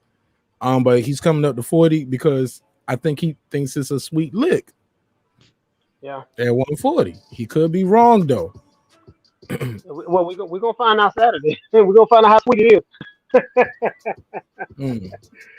We're gonna find out how sweet it is. Shelton picked Barrios to stop Tank. Right. And he picked Nakatani to stop Loma. I don't see Nakatani stopping Loma. And Tank, I think Tank and Barrios is a 50-50 fight. I think that's a 50-50 fight. All right, Troy, King HMF, y'all got anything y'all want to add? Well, speaking on the fights that could be made at 135, I don't see what's in the way of him making the Haney fight. Bill done came on many a time, your platform included, if I'm not mistaken, and say, hey, all options are on the table. And I'm not putting words in his mouth. So why would it be so difficult for him to make the Haney fight? You know what? I didn't even think about that. I forgot all about Haney. I'm glad you brought that up, brother. Yeah, you're right about that. That'd be a good fight. Two young fighters. Well, Haney is what? He's 23? I think he's 3 years younger than Tank, right? Something like that, or 22? Yeah, he sounded like 22, man. Listen, that'd be a damn good fight. Tank and Devin Haney, that would be a damn good fight. I mean, just from a stylistic standpoint. You know what I mean? Shout out to Toya. Just pulled up. Peace to you. Yeah, that'd be a damn good fight. I would definitely love to see Tank go back down to 135 and fight those other guys. He can. I mean, hell, he could try to do the long tank or what Teofimo Lopez did. Teofimo pretty much, kind of had his way in like the first 6-7 rounds, and then even the 12th round. So that could have been Tank. Tank could have had him. But there's fights to be made at 135. If this is going to be a one-off, if he can win, then he's a 3-weight division champion. And if this is the one-off, he go back to 135. Who does he fight? And like King said he can him and Devin Haney. That's a damn good fight. Stylistically, how would you see that fight? Coach, I was going. Go ahead, Jamel. Oh, I was saying that's what I was saying. Go ahead, Mark. Go ahead. I think when he comes back, like I was telling you on your show earlier, Coach, I think it was about leverage. Because if he would have fought Loma back then, he's clearly the B side. Loma was definitely going to be the A side. Loma now with 2 losses and no straps, you know what I'm saying, fighting Tank. I think especially Tank will be a 3-division champion and he'll still have titles. That fight is bigger now than it was back then. But some would argue, like you would, Mayweather Promotions dropped the ball by not fighting Loma, because all those accolades that T.O. has that took him out of here, because you can just see his interviews, look at the jewelry, look at how he dressed. Like, the guy has a different energy now, deservingly, of course, right? But Tank, who was already a rising star before T.O., could have how my man said, got those powers. D. Hodges like to say, hey man, when you fight a guy and you beat him, you get his power. So what? Oscar was the bigger star when he fought Floyd. When Floyd won, he took the power. Now the next fight Floyd fights, it sells even more. Because we seen guys fight guys on pay-per-view, do good, beat them, and they still not no stars. People are just saying, you got robbed. You robbed my guy. We saw Bradley fight Pacquiao. He wanted to fight. Yeah. But even still, some people was like, he got robbed. Marquez stopped Pacquiao.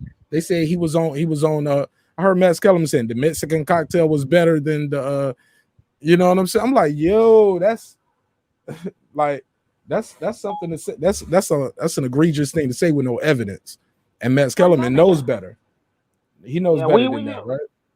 we hear a lot of that, and we hear a lot of that in boxing. You know what I mean? We hear a lot of accusations with no evidence of anything. So I mean, that's just pretty much what's going on in the sport of boxing currently at the moment.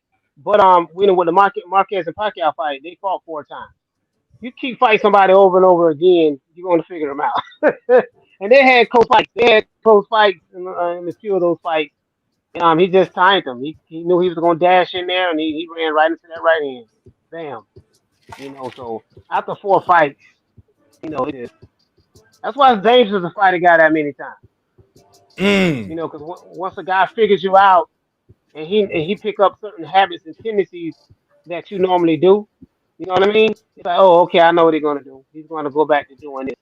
Oh, I've been in this situation before in the first, second, and third fight, so I know about getting a vulnerable position. Because right before Marquez knocked Pacquiao out, knocked him out, Manny Pacquiao was beating the brakes off of Marquez, like literally. Remember, he had his face bleed and everything. And so when Marquez caught him with that one person, knocked him out. If you look at that fight, the way he looked at Pacquiao on the mat, he was shocked. He was more shocked than anything. I mean, he knew he landed a good shot, but I don't know if he knew that. Damn, he's out cold. Because he never knocked him out before. So, yeah, man. I think after you fight somebody that many times, you figure them out. You know what they're gonna do. Pacquiao pretty much fights. Him and Marquez has some war. So, yeah, but listen, man. This good for boxing though, man. Right now we got Tank fighting Barrios. That's gonna be a good fight. That's a 50-50 fight in my opinion. I don't think Tank is gonna steamroll him. I know a lot of people, a lot of Tank fans believe that. But hell, I thought Mike Tyson was gonna steamroll Buster Douglas, and I thought Roy Jones was gonna steamroll Antonio Tarver, and you know what I mean. It happens in the sport of boxing. Hell, I thought fucking. Sorry about that. I didn't mean to. I thought Jamal Charlo was gonna steamroll on Montiel, and it looked like he was going that way. Then the fight went 12 rounds, and there was a few rounds Montiel hurt Charlo.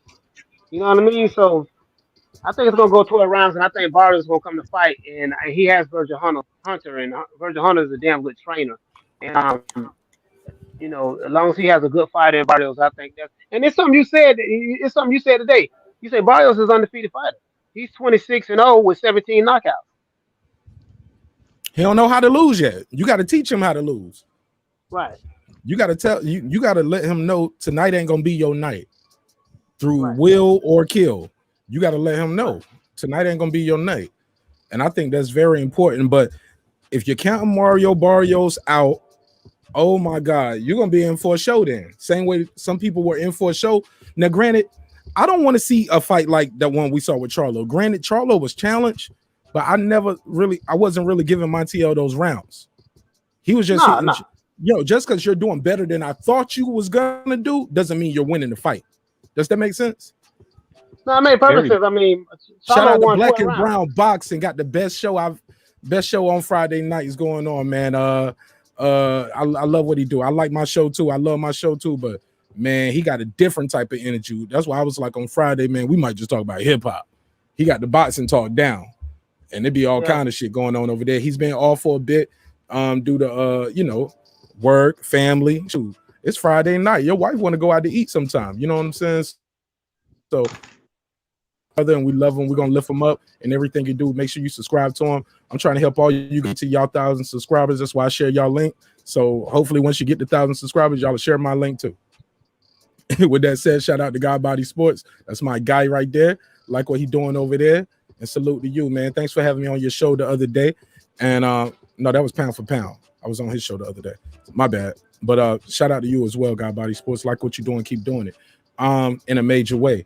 I want to know, man. Y'all let me know, Black and Brown Boxing. You could call in, you could beam in, let me know in the chat, God Body Sports. Y'all let me know.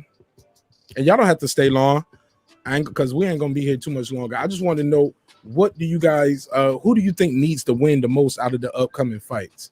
I think Lubin really needs that win if he plans to get that rematch with that 154, because that'd be real big to do the rematch. with the undisputed champion? Because I don't see Charlo going up to 160. He's going to defend that crown because his brother's saying he's staying at 160. So your check changes when you're not the champion anymore. So I think he's going to stay there. So, and that's for the people who be saying like, yo, if I would have dropped the belt. You should have dropped the belt. Saying Haney should drop the belt to WBC. Don't respect. Yo, that belt changes your check though. Let's be clear, brother. Yeah, man. I mean, those fighters fight. You froze up, coach. There you go. Oh, sorry about that. I mean, those fighters, Mark, fight. You know, that belt means a lot to them. So when the person says he should drop the belt, yeah, that's easy for you to say, you know, because you're not a fighter. You know, you're watching fighters and you're giving your critique as a fan, but those belts mean a lot to those fighters. They work hard to get those belts so they can have leverage in the sport of boxing. Not only from a position standpoint, but from a financial standpoint. And this guy is fighting to become a champion. He gets the belt. And your whole life. He should just drop the belt. Yeah, that doesn't make sense to me. It never makes sense to me when people say that. Even when they say Devin Haney should drop the belt. People see that belt in the mail and yada, yada, yada, yada. I'm like, yeah, he didn't fight for the belt. That is true. But, you know, that belt means a lot to him. Coach, and he's not the first one to do it. He didn't invent the shit. Yeah. You feel me? He didn't invent that. No, I'm saying even before him. Like guys been long as they had an email address, people been using the email address. Before then, they was using the postal service. You get what I'm saying? Like these guys petition for things. They are in rankings. They pay to be ranked and all of that, right? Right. Even though the WBC and these things, these organizations are supposed to be non-profit organizations, they are definitely for profit. Same way with the NFL and all these other sports teams that were non-profit for years. You guys are clearly for profit, but shout out to the NCAA losing their lawsuit and Supreme Court saying these college athletes should get paid because I got a cousin that pays for Nebraska. Shout out to Camonte Grimes. That's my cousin. So hope he get his check because he a monster on that damn field. And he should get his money. This is going to be his first year at Nebraska. And he from Baltimore, Troy, by way of Florida, though. By way of Florida. But I want to know what the rest of you guys think, because you guys are saying Loma needs to win the most. I heard you said, Coach. I think somebody else said it on the panel. They was like, because you can't have you don't. Okay, yeah, can't get you mad. But here's the thing: is Loma a Hall of Famer yet? No. No, hell no. Man, he ain't had 20 fights yet. No, hell no. Amateur Hall of Famer. It all counts. It all counts. The man got 2 gold medals. He was undisputed, right? Or close enough to undisputed, right? Some would say, well, he was definitely a unified champion. He's won won titles in 3 divisions. Yeah. But I mean, hey, look, if we put Sylvester Stallone in the Hall of Fame for we didn't do nothing. They did that. True. I don't agree with that. How the hell you gonna put an actor in the Hall of Fame who never had a damn fight before because he betrayed a fighter? You know, he betrayed people. He allegedly that movie. You know what that Rakim movie was about, right? He betrayed was it Sir Henry Cooper who Muhammad Ali fought? Right. I don't know. I didn't know that. Troy, you might know who that was. It was a fighter that Muhammad Ali fought, a white fighter that Muhammad Ali fought. You were right. So, it was. You were right. That's the one where he got dropped, and then you know. In the 4th round. Yeah, right. You know, then Angelo saw a little hole in the glove and he made it bigger. Buy him some more time, right? Yeah. Because he got dropped in the end of the 4th round, and then Ali ended up getting him out of there. They had to stop the fight. Troy, because they stopped the fight. I had to charge the phone up a little bit. They had to stop the fight, Troy, because on Sir Henry Cooper's eye was just messed up. He had a cut. He had like 2 cuts over his eye, and he just couldn't take the punishment anymore. And that's what it was. So that's when Ali was catching Cassius Clay. He was still Cassius Clay at that time. That was and they made the movie Rocky about that guy. Yeah, that was that character was based on. Oh, and I guess the loudmouth Apollo Creed was supposed to be Ali. Yeah. Hit it right on the head. That's it. Because Rocky lost that first movie. A lot of people forget he lost that fight. Yeah, he did. But it was a draw. It was a draw, and Paulo was able to keep the title. Okay, yeah, it was a draw. And he was like, I'll never fight you again. Then he said that. Then he was like, I'll fight him again. He was like, that ain't what you told me. That ain't what you said. Okay. See, okay, that's dope. Anybody from the chat want to jump on? Shout out to my sister Patricia. She's always active in the chat. And she always keeping the links active if anybody wants to get on. She's a queen amongst queens, man. I appreciate you, sister. But yeah, man, that's what I was saying. But I said that to say a lot of people think he's a Hall of Famer anyway. Shout out to Sir Senior too. He said they're gonna try to make him one though. Shout out to Sir Senior, man. Sir, the link or the numbers out there if you want to pull up or call in. You already know you family over here. She said it's the fighter Chuck Wepner that y'all guys are talking about. Patricia trying to get her Jeopardy skills up because she be losing on game night. She be losing terrible when we have our game night, but she quick on the draw now. Chuck Wepner.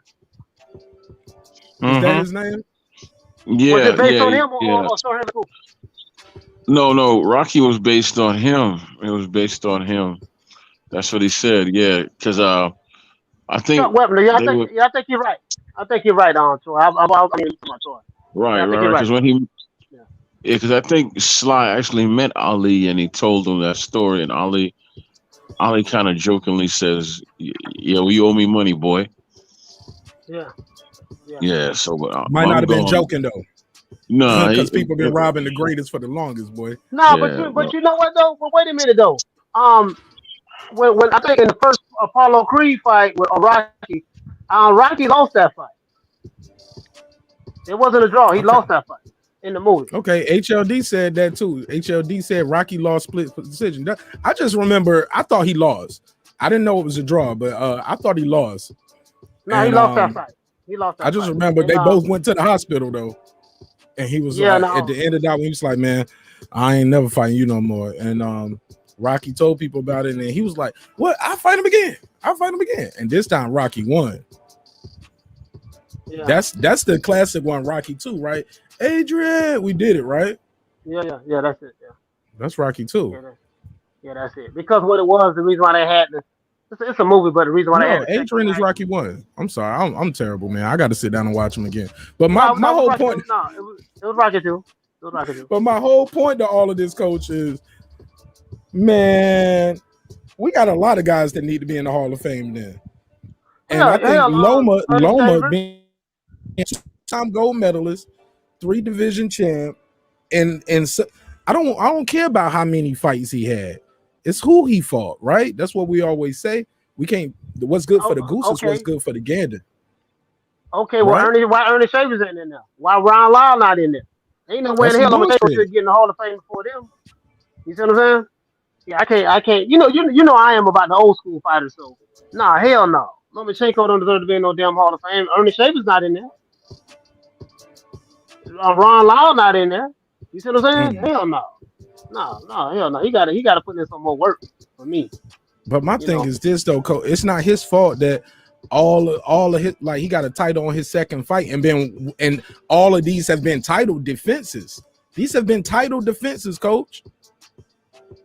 Yeah, but he hasn't had that many fights though. They were all title defenses, or either he was going to get somebody else's belt and winning and making them quit. Yeah, he was making them quit, but then when he ran up on Teofimo Lopez, you seen what happened. He got Teofimo dominated Lomachenko. Yes, you know what I mean? He wasn't in the Matrix no more. Remember, he was fighting those other dudes. He was playing in the ring, holding the cape out like a matador. He was doing all of that. He ain't doing none of that against Lomachenko. He ain't doing none of that against Teofimo Lopez. You know what I mean? He would have had to beat Teofimo, in order for we to even, he had enough fight. Let me look up his record, man. How many fights? Pull him up, man. He beat Gary Russell Jr. when Gary Russell was beat, and since then Gary Russell Jr. And also it says a lot about you what the guys do after you. either they just quit boxing, period, or either they go back to be great. Like that says a lot about you. But if they just still fighting along, journeyman, and they still like, I think that says a lot about you. So you trying to tell me that Let me pull up my box Lomachenko break. Let me pull it up. Go ahead, coach. 16 fights, 14 wins, 10 wins by KO, and he has 2 losses. He deserved to be in the Hall of Fame. And he got 2 gold medals. Yeah, but that's what okay. What we gonna put him in the Hall of Fame for gold medals? I'm talking about the totality of his coach. He got 2 gold no. medals. All those fights that you're talking about, coach, they title defenses, right. or either he was taking a belt from somebody. His first fight was for a title shot. And it went when he lost to Missy. I'm gonna look at his record right now. He lost this fight he lost was kind of like rough house dirty life fight. I think his second fight was to Salido. He lost to Salido. Right. And did you see that fight? That was he learned a lot from that fight. Salido low blowed him, hit him behind the head, tied him up. He used every dirty trick he could use all night. But hey, it ain't my job to not do it. It's to you to not let me do it, and for the referee to stop me from doing it. Right. Cool, So I think that's the game. So he beat Gary Russell Jr. for the WBO featherweight title. It was a vacant title. I do see that he won the WBO international featherweight title. I don't know what the hell the international belt is. I don't know what that is, to be honest with you. Coach, 3 division champ in less than 12 fights. See, we talking about how many fights. Look, we know a lot of guys we'll see a guy that got 20 fights, 15 KOs. But we'll say, well, who he fought. You get what I'm saying? This guy, 12 plus, come on, man. 3 division champ in less than 12 fights plus 2 gold medals. I said all that to say, I feel like Lomachenko. Hey, look, they had him pound for pound #1 with that. And that was before. You get what I'm saying? And I totally disagree with that. Because, HBO and ESPN and, they was putting those European fighters up there like that. And I totally disagree with that. They had him pound for pound over Andre Ward and at the time Terrence Crawford, who was undisputed at welterweight. And Lomachenko ain't never been undisputed. My whole thing is this. This is my whole thing. Ron Lyles, Ernie Shavers is not in the Hall of Fame. That's crazy. That's crazy to me. So you're saying, okay, if Lomachenko could get in there based on, and we're looking at what he did when he was an amateur and what he did in the Olympics. Okay, I'm talking about what he did in the pros. Now, what he did in the pros, with the limited fights that he's had, that's decent. That's good. I cannot take that away from him. But he don't just go in the Hall of Fame over Ernie Shavers. Hell, I can't go for that. No, man. It ain't about being over, my brother, but it's not about him being over Ernie Shavers. I don't think Sylvester Stallone is over Ernie Shavers, but he in the Hall of Fame. And with that said, I believe in my heart of hearts that Lomachenko is playing with house money. If he loses, people are going to say he took the fight too soon after the T.O. loss. I feel like if Barrios loses, they're going to say, I didn't know him anyway. Tank was supposed to win. It's very subjective. If Tank loses, all the mystique is gone. Tank has a lot to lose. I think he has the most to lose because he's the only one who's headlining a pay-per-view card, right? No, you think so? Pay-per-view?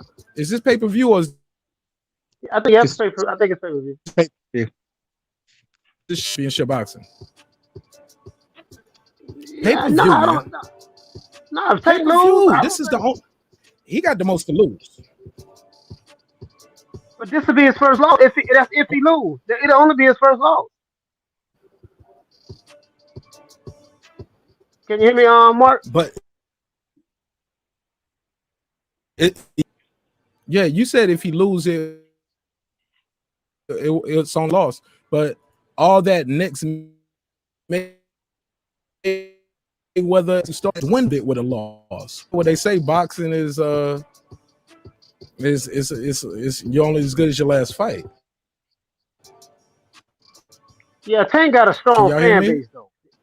Yeah, I can hear you now. Yeah. Everybody loves her. Yeah, Tank got a strong fan base. Yeah, Tank. You got to hey, you got to delay. Your shit look like one of those kung fu flicks, man. You like this? Oh, you talking about? I got a delay. Yeah, it's just a delay when you're speaking, like from your camera to your voice, but your audio sounds fine though. Okay. Your audio sounds perfect. Yeah, sound like it. Yeah, but I'm hearing. But you feel what I'm saying? I mean, listen, it's all subjective. If you are a diehard, I'm not saying you, but I'm saying Hall of Fame is very subjective. I think that's obvious at this point. It's very subjective. So if you are a diehard Lomachenko fan, Lomachenko should have been in the Hall of Fame in his second fight. Me, I'm not a diehard Lomachenko fan. You know, I have a higher criteria, you know, myself. You know what I mean? But me being an old dude, 47 years old, I see it a totally different. I don't think that he should have got hell. If that's the case, so there's Kovalev should be in the Hall of Fame, and Kovalev has, in my opinion, has more fights. You know, done a lot more as a pro. Now you can argue and say that, hey man, well, Lomachenko, like you say, he's been 3-division world weight champion. You know, in 3 fights, you know, in 3 different weight classes. I mean, I see that argument, and you want to say what he did. You know, he fought in the Olympics a long time. He could have turned pro a long time ago. You know, why do you think some of those European fighters fight in the Olympics so much? Like just trying to get that gold medal because he got one and then got another one. No, he got 2. He got 2 gold medals. Yeah, I said he got one, then got another one. Like he was beating because at some point he's a grown man beating up little boys. Yeah. Like he's like 20. He's 24 years old fighting 18-year-olds. How old is Lomachenko? Like 35? Let me see. Let's see. Yeah, I had too many tabs open over here, Coach. That's why I slowed down over here. But 14-10. Lomachenko is 33. You know the Olympics is every 4 years, so yeah. 30. Yeah, he's 33 years old. So later, you know what I'm saying? And he fighting guys that you know that are still younger guys. I would love to see him fight Teofimo Lopez again. I want to see what he does with Nakatani. If he can beat Nakatani and then fight Teofimo Lopez again, and then if he can maybe fight Devin Haney, then we can. I don't want it that order, Coach. That's the order you wanted in. I would love to see him fight Haney next, man, before the Lomachenko rematch, or before you get what I'm saying. No, he want to get his belts back. He want to get that. I ain't talking about him. I'm talking about Tio, Coach. I want to fight Devin next. I don't want to see Tio fight Loma and then move up in weight, or fight Loma and then say I'm moving up in weight, or move up in weight. You know what I'm saying? I'm interested in the Loma rematch because the way Loma came on at the end. But I'm very curious about Devin versus Tio more than the long match. Well, because you know there's an argument. There's an argument that Tio is undisputed, and then depending on who you talk to, he's not undisputed. I mean, again, when me and you spoke, I told you I was confused. So, I'm not upset with Teofimo Lopez. I'm not upset with Devin Haney. I think Mauricio Suleiman has done a terrible job, and he is the author of the confusion in the lightweight division. Because when there's an undisputed champion, there shouldn't be a dispute whether you're undisputed or not. So, but if that's the purpose is why you want to see Teofimo fight Devin Haney to clear that up, then yeah. Because not even just that. Not even. Okay, go ahead. I was just gonna say they had spar wars. It was talk about who won, who didn't win. I remember being on a show, and the father of Tio was there, and the father of Devin Haney was there. They were talking, and the energy was different. I ain't gonna lie. Tio was senior. I mean, call him junior, but he's a junior. His son is not. But Lopez Senior was there talking that cash shit. at one point I asked him, I said, he was like, he ain't fought nobody. And I was like, I said, so some people think Ray wouldn't, if he fought some other people, when would you fight him? Like, he looked at me in the camera, he said, never, motherfucker. That's the daddy. And he was so confident in saying it. Bill Haney came on and they was talking cordially. Yeah, you my brother in this sport. You know what I'm saying? He was like, yo, he said we weren't gonna bring that up, yo, no more, Bill. And he was like, Bill said, hey, we said we weren't gonna bring that up no more. We were gonna let that go. He was like, man, they kids, man. Hey, look, I talked to my son, blah blah blah. See, bro, the clip is out there. If challenged on it, I'll find it out live because I know it was a long live, but I was there. And all I got to do is look up Lopez. I know what to look up to find it. How about that? I said all that to say they have spar wars. The undisputed shit was going on. Who's undisputed? Who's not undisputed? I think they should fight and mix it up. Because at that time, he was saying George Kambosos and his camp, and it was like $10 million for the fight in Australia.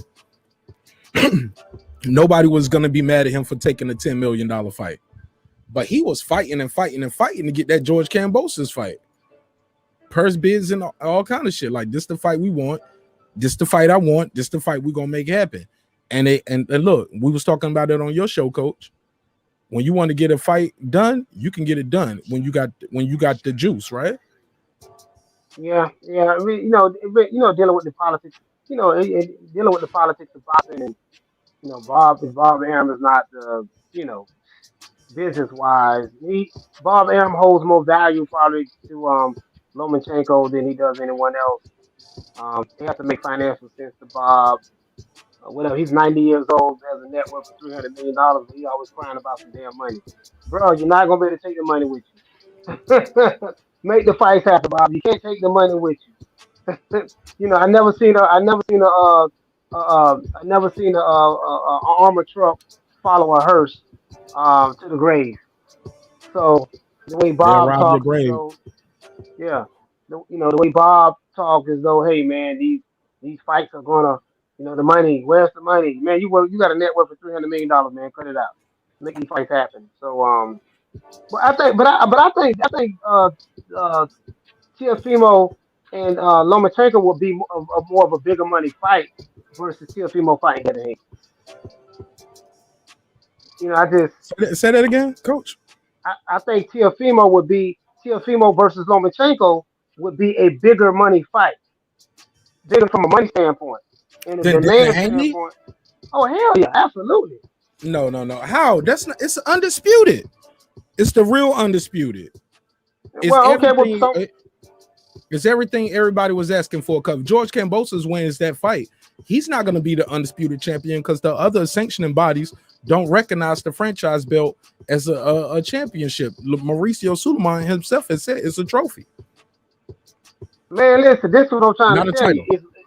It's Mauricio Sulaiman is the art of the confusion, because people are saying that Devin Haney cannot be the WBC champion because he didn't fight for it. He got handed to him. And they're saying that Teofimo Lopez is the real champion, because bro, it's Mauricio Sulaiman is the author of all of this confusion. It's not Devin Haney's fault. It's not Teofimo Lopez's fault. It's Mauricio Sulaiman. Hey, look, and Black and Brown Boxing, you just substantiates what I said. It because if the other sanctioning bodies recognize that franchise championship as the WBC championship, what you said wouldn't even fit, because they would be saying no, this got to happen because it's undisputed. It's a bigger check. But you get what I'm saying? The thing is, when what happens with the WBC is their franchise champion does not have to honor the mandatories. Similar, see, they took certain things from the WBA super champ. They took that part where, hey, the super champ, hey, you get to make the best decision for the. I'm gonna paraphrase, but when you look it up, what's up, Bruce? What's up? When you do that, your research on that, it'll say something. I'm gonna mess it up. And when I say do your research, I don't mean that disrespectfully, guys. Of course, I'm talking about. He said when you look up the wording of that championship on their website, on their site, it'll tell you that super champions, hey, you get to undergo mandatories for the better of the sport, for the good of the sport. Something similar is what they were saying with the franchise champion. Hey, instead of fighting this guy who's your mandatory, yeah, it's less money, but this fight right here is bigger for the sport of boxing. You can do that. You can forego that guy. So that's what's throwing me off with this right here.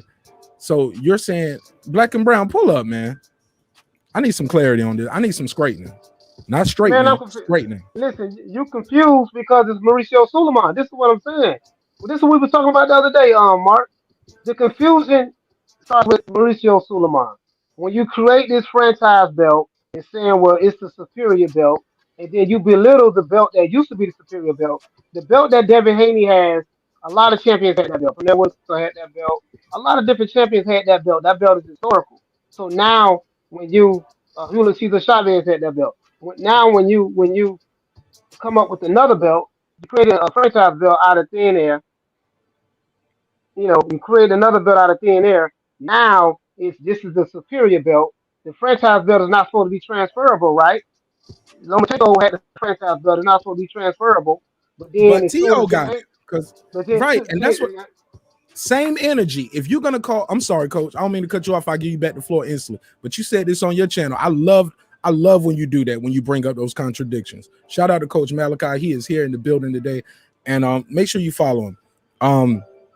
Coach, you was like, you didn't bring this example up, but this is another double standard. Devin Haney petitioned to get that title, and part of that deal is you got to fight two mandatories before you can do a fight of your choice, right? So, and he did what he completed his obligation. T.O., for him to get the franchise belt, I remember Mauricio said that belt is not transferable. You can lose and you'll still keep the franchise title. You get what I'm saying? However, T.O. petitioned for it. That's how he was able to get the franchise title. That's how it was transferable.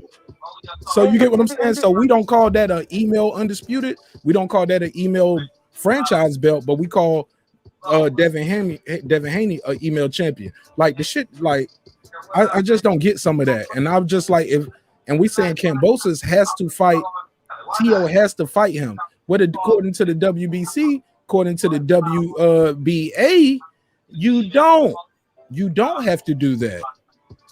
You get to fight the better sport because you're the super champ and you're the franchise champ.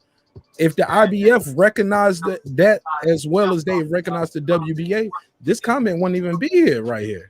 But I missed that part. See, I've heard people say that, but I haven't seen that with the IBF. It's not fair. See, to me, Mark, it's not fair to the fighters. It's not fair to the fighters. I understand that Lomachenko dropped. Well, okay, I thought he dropped the belt. I was corrected in saying that no, Lomachenko did not drop the belt. He requested to be elevated to the franchise. Why he requested to be elevated to the franchise, I don't know. They're saying that the reason why he did that because the perks that come with the franchise is that you will not be forced to fight your mandatory.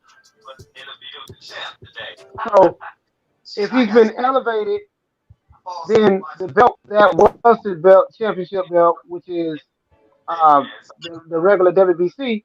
That regular WBC belt is a historical belt. You know, the great champions before had this belt. Pernell Whitaker, Chavez, you know, a lot of Music Taylor, a lot of these fighters, they didn't have no damn franchise belt back then. So now it's, again, Mauricio Suleiman is the author of the confusion. It's not Teofimo Lopez, it's not Devin Haney, it's Mauricio Suleiman. When you start creating different versions of the same damn belt, this is where the problem occurs. We should not be having this conversation about whether Devin Haney, I mean, Teofimo is undisputed or not. It's because of Mauricio Suleiman. When you create different versions of the same belt, that's crazy. But Coach, we are here though, and it got to be about. I'm gonna pass the mic to HLD. HLD, sidebar, you got one of the illest logos, yo. I love your logo. I see you in the chat all the time. It's just your first time joining the panel. I'm not familiar. I'm sorry. Yeah, yes, it is, Mark. It's my first time. Hey, everybody on the panel. Hey, let me give you a drop. Let me give you a drop real quick. Yes!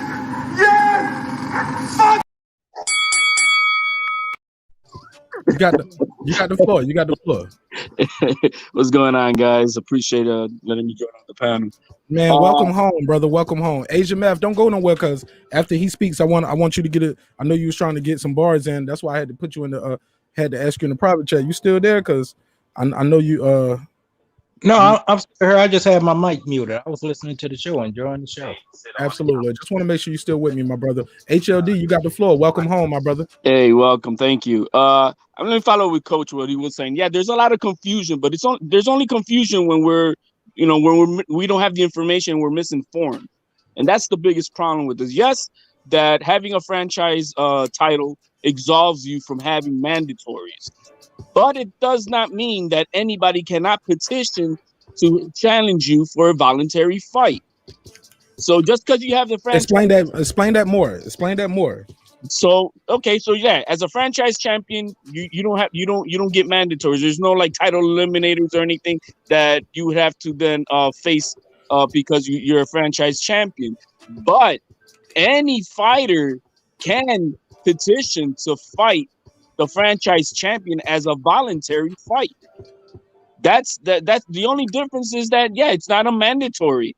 So if somebody says, "Yo, Teofimo, man, I want to fight you here. I'm writing here's a request to the WBC. I want to petition to fight you," then that's an official call out, and that'll be up to Teofimo to say yay or nay. So let me get some clarity real quick, HLD. You sound like you got some inside information. If you don't, we're gonna talk to you like you do anyway, because I love you, bro. Hey, look, I told Coach earlier today. I said I ain't qualified, but I'll take the job. Let me. I like that. I heard you say that, and I like that response. Yes. Oh, you was on Coach Malachi's show earlier today as well. Coach is amazing, right? Absolutely, man. It's a blessing and honor to have him here. Hey, look, and you as well, and the same as King Asia Math and anybody listening. So that means when Devin Haney gets a chance to fight Teofimo, he can say this WBC belt is on the line, but also if I beat you, not only do I want the WBA Super, the IBF, and the WBO, I want the franchise belt too. So it ain't no more belts out there. I got everything that can offer at 135. Is that what you're saying? He has to petition to get the franchise. No, what I'm saying is that if you want to fight Teofimo, just because he has the WBC franchise belt, which absolves him some mandatories, Devin Haney could still petition to fight Teofimo. See, for an example, when Lomachenko got his belt in 2018 against Linares for the WBC belt, the next following year, which is 2019, September 13th, Haney won the interim belt, giving him the mandatory option status to activate his mandatory against the WBC champion, which at that time was Lomachenko. So from September 13th to October 23rd, which is before the franchise belt was created, to begin with, Devin Haney had the opportunity to submit and activate his mandatory status versus Lomachenko. He had 6 weeks after he won his interim belt. They didn't do it for whatever reason. Say that again. I'm sorry. Say that again, HOD.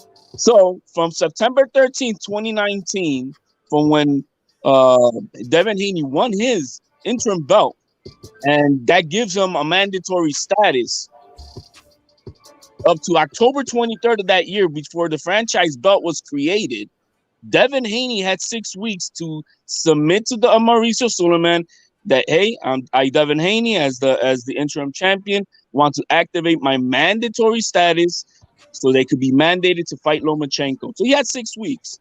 That didn't happen for whatever reason. October 23rd came around with the WBC convention, and that's when Lomachenko was on stage, and the moment that they presented him with the franchise belt, he was elevated to that. Instantaneously, Devin Haney was also elevated to WBC champion. So, so you caught what you see what you just said though. What I put in the chat. Keyword elevated.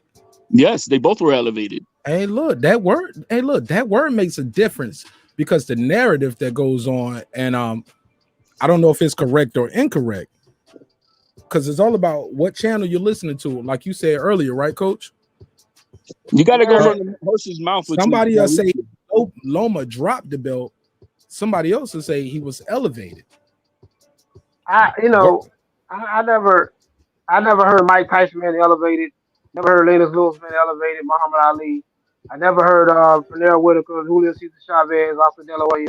I never heard of a fighter being elevated to a belt in my life until these last few years when they created this franchise. That's never that's not. Floyd was historical. elevated. Floyd got elevated. The WBA, right? Then he get elevated to super champ. Man, I don't know. I don't know. I'm not gonna lie to you. I don't know. But I don't think he's the first super champ ever. But I could be wrong. Now is the franchise new? Yeah, it's new. You know what I mean? It's a new concept, like they say, whatever. But that's what exactly happened. So, but regardless, even after he became franchise champion, he could have been petitioned to fight, just like any fights that you petitioned to fight. So, for an example, Teofimo beat Lomachenko in October 2017 last year. So from October 17th up to February 5th, February 5th is when the IBF mandated the activated status of Kambosos with Teofimo. So from October 17th up to February 5th of this year, there could have been a petition to say, yo, man, I want to fight you. And that was never done. So anybody who wants to fight the franchise champion's got to petition it. It's not about the game about, oh man, I'm too good to ask. You know what I mean? You gotta, you want something, go get it. And that'll be for any champion. If you want something, you go get it. You gotta send that email, right? How's that?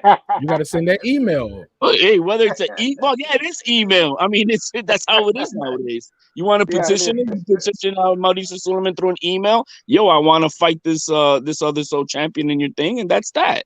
That's an official call out. It's not going to press conferences and yo, I want you, and like Boo Boo did the other day with Canelo. That's not an official call out. That's just publicity. Hold on. Yeah. Yo, what was Boo Boo Andrade thinking was gonna happen? Canelo was gonna say, you know what? You're right. I'm gonna fight you next. Hey, look, man, but look, I did a video about that because there was a lot of talk about that. Some people didn't like him crashing the press conference. And he had his dad there, and you can hear one angle. Somebody was like, he doesn't want it, guys. This is not the way it's doing. It's not the way to do it. His dad was like, this is the way it's always been done. His dad is kind of right. Like we remember. I remember that old footage of Ali. Everywhere Sonny Liston was at, he was popping up. We seen Shannon Briggs try it with the Let's Go champ shit. Hey, I hope he got a trademark because that shit is special. But he never got to fight though. Exactly. That don't get you to fight all the time. It brings awareness to your name and your brand, but you got to keep fighting people and winning. Shannon Briggs really wasn't out there getting the biggest and best fights at that time anyway. It was like he just wanted that fight. It was Klitschko or bust almost. Respect to Shannon Briggs. Shannon Briggs fought everybody. Like if you look at his record, his resume, he fought everybody. Vladimir Klitschko was the only one he wasn't really able to get, but he fought everybody, bro. Like, me being 47, that's how I was done. The old school fighters, if you pull up. I like the coach always want to throw his age in there because he don't look like he almost 50. He want to let you know, yeah, I'm almost 50, man. Yeah, man. I say that, man, because fighters today, you if you pull up on a fighter, oh, he should have done that, yada yada yada. Man, damn that. Pull up. Now, whether it gets you to fight or not, that can be disputed or debated, but when you want to fight somebody, the pull up game. You hear these kids today, yeah, man, I'm gonna pull up. Okay. When somebody pull up, it depends on which fighter it is. You will agree with it or not. But Andrade, some would say, hey, he shouldn't have pulled up at the press conference. I said, well, hell, man, Muhammad Ali stalked Joe Frazier, stalked Sonny Liston. Several fighters have done that. Thurman did it with Malinaji recently. He didn't get the fight though. You better not duck me, son. Remember that? You better not duck me, son. I mean, he did it. I mean, it's just the old school. A lot of the older fighters, that's just how they got down. I know it's a new era. It's a new era right now. You shouldn't do that now. You don't want to hurt nobody's feelings, and Well, and Boo did parts like okay. that. What messed it up was his dad, man. Because I mean, Boo was doing his thing. It was just that then his dad got kind of kind of like Lopez Senior crazy too. You know what I mean? And started going crazy barking, and then that's when the F out of here started and all that stuff. Yo, security came in on him like Silence. they shut his ass down. My man was like, "Don't talk to my dad like that." I'm like, bro, don't bring your dad to this shit. You can bring him to the fight. You can bring him to the fight, but if you know this is your goal and you wore that shirt, because he had a shirt that says Canelo Alvarez doesn't want to fight guys. Yeah. You know what I'm saying? Like, bro, they let you in there. They knew who you was. They knew Canelo knew you was gonna be there. He said, "Hey, I'm a big fan." He said, I know. Like, I love that. That's Eddie Hearn work right there. That is Eddie Hearn telling him, be more personable. Hey, look, man, we know you can speak some English. Like, you got to talk a little more. That's Eddie Hearn. That's something Oscar never did with him. Or either it never got translated that well. Hey, but on the flip side though, because I gotta go on the flip side to be objective. I like the pull up game, but Boo Boy Andrade, I do see the argument where he was wrong in doing that because one, you're 160 pounds. Canelo's 168 pounds. You know damn well that fight ain't gonna happen unless you move up to fight Canelo. If you at 160 pounds, don't be calling out 168 pounder unless you're gonna go up and move up the fight. Unless you're gonna move up. Well, respectfully, coach, if the fight is offered and made, he gonna move up. He's not gonna drop his belt. You get what I'm saying? Then go up, but also because his father was like, "Yo, you ducked him at 54, you ducked him at 60, and then you're gonna duck him at 68." That's what his dad was saying. Go ahead. And but after this, I gotta let King Asia Mav get a word in. King Asia Mav, it ain't no shot clock, brother. You jump in whenever you feel like, even if you cut me off. Oh, my bad. I was back and forth with the barbershop. Yo, man, it's all love. It's all love. Go ahead. Get your bars off. Go ahead, coach, and then right after that, Asian Math, I want you to get your Asian Math, you can go ahead. Know what I was going to say, man? I'm finna get ready to bounce. Oh, real quick, coach, before you go, I'm gonna let you speak. I just want to say shout out to G Funky. I love your poolside conversations, man. When you be doing your boxing talk, love that shit, man. You need to do more of those, man. Stunt that pool off, man. Show them how you light up that pool with them LED lights at night, my G. I said my Bree. I was about to say my brother, my G. It's all together. Whatever. It's a late night. We about to wrap it up anyway. But go ahead, coach, and then Asian Math, and then HLD, please. Yeah, I want to say salute to HLD, salute to Asian Math, salute to you, Marq, man, for having me on the panel. You know what I mean? I got to get up in the morning and run 3 miles. So you said 3 miles? Yeah, I try to run 3 miles every day before I start my workout. Yeah. So yeah, man, and then I got a lot of research. I'm about to fall out over there. All right, man. Hey, look, we're gonna let you go, coach, and I appreciate you pulling up. I hate you missed that Anthony Darrell interview I did. When you see the video, you're gonna be like, my brothers held it down, though. You're gonna be proud of us, man. But I hate you missed it, and you missed it by like 10 or 15 minutes. I'm like, I sent you the link on time, but you had a great live going, and I understand. But give me your final thoughts then, and I'll let you go, coach. Final thoughts on what? On everything we discussed, man. Anything you want to speak about? Oh yeah, man. Tank Davis Barrios. That's gonna be a damn good fight. That's the 50-50 fight to me. It's a winnable fight for Tank. Tank can't beat him. Tank just going to have to probably kick it to another gear. I'm anxious to see which Barrios shows up. He's 26-0, 17 knockouts. Virgil Hunter is his trainer. I remember what Buddy McGirt said that when he fought Pernell Whitaker, he knew that Georgia Benton was his trainer. So he had to figure out. He knew Georgia Benton was going to put Pernell in the best position possible to win these fights. So he had to try to get into the mind of the trainer as well. So I think if Barrio wins, it's going to be that he Virgil Hunter, he listened to Virgil Hunter, and he bought into the game plan. He stuck to the game plan because when a fighter and a trainer, when they have success together, their minds have to be one and the same.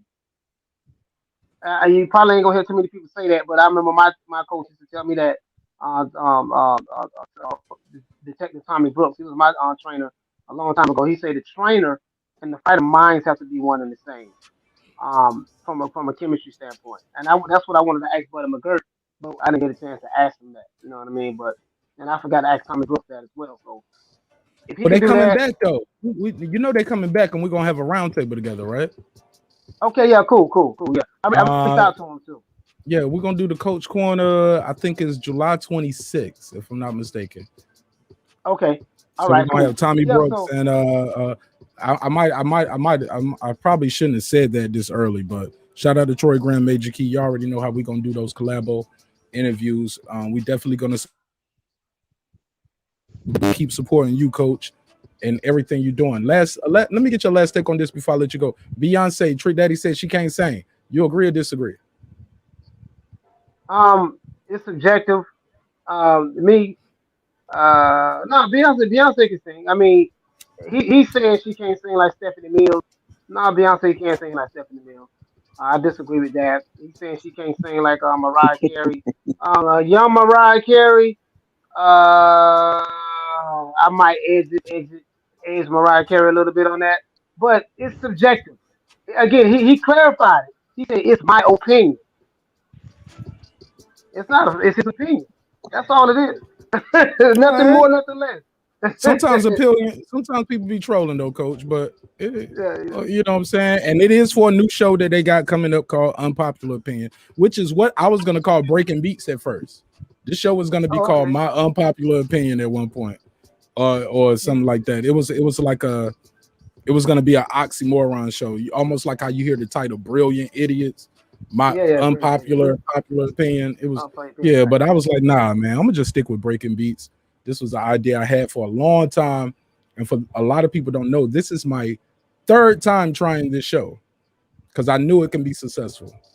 The first time I tried it with like three friends and one of my friends' wives, and it was supposed to be like boys talk, but then I had another idea for the show. It was gonna be called the Fly in the Room, where we would just sit the mic in the room, we ain't looking at nobody, no cameras, and we just have a conversation. The mic just happened to be on in a corner somewhere. You don't even see no cameras, no mic, so you can get real comfortable.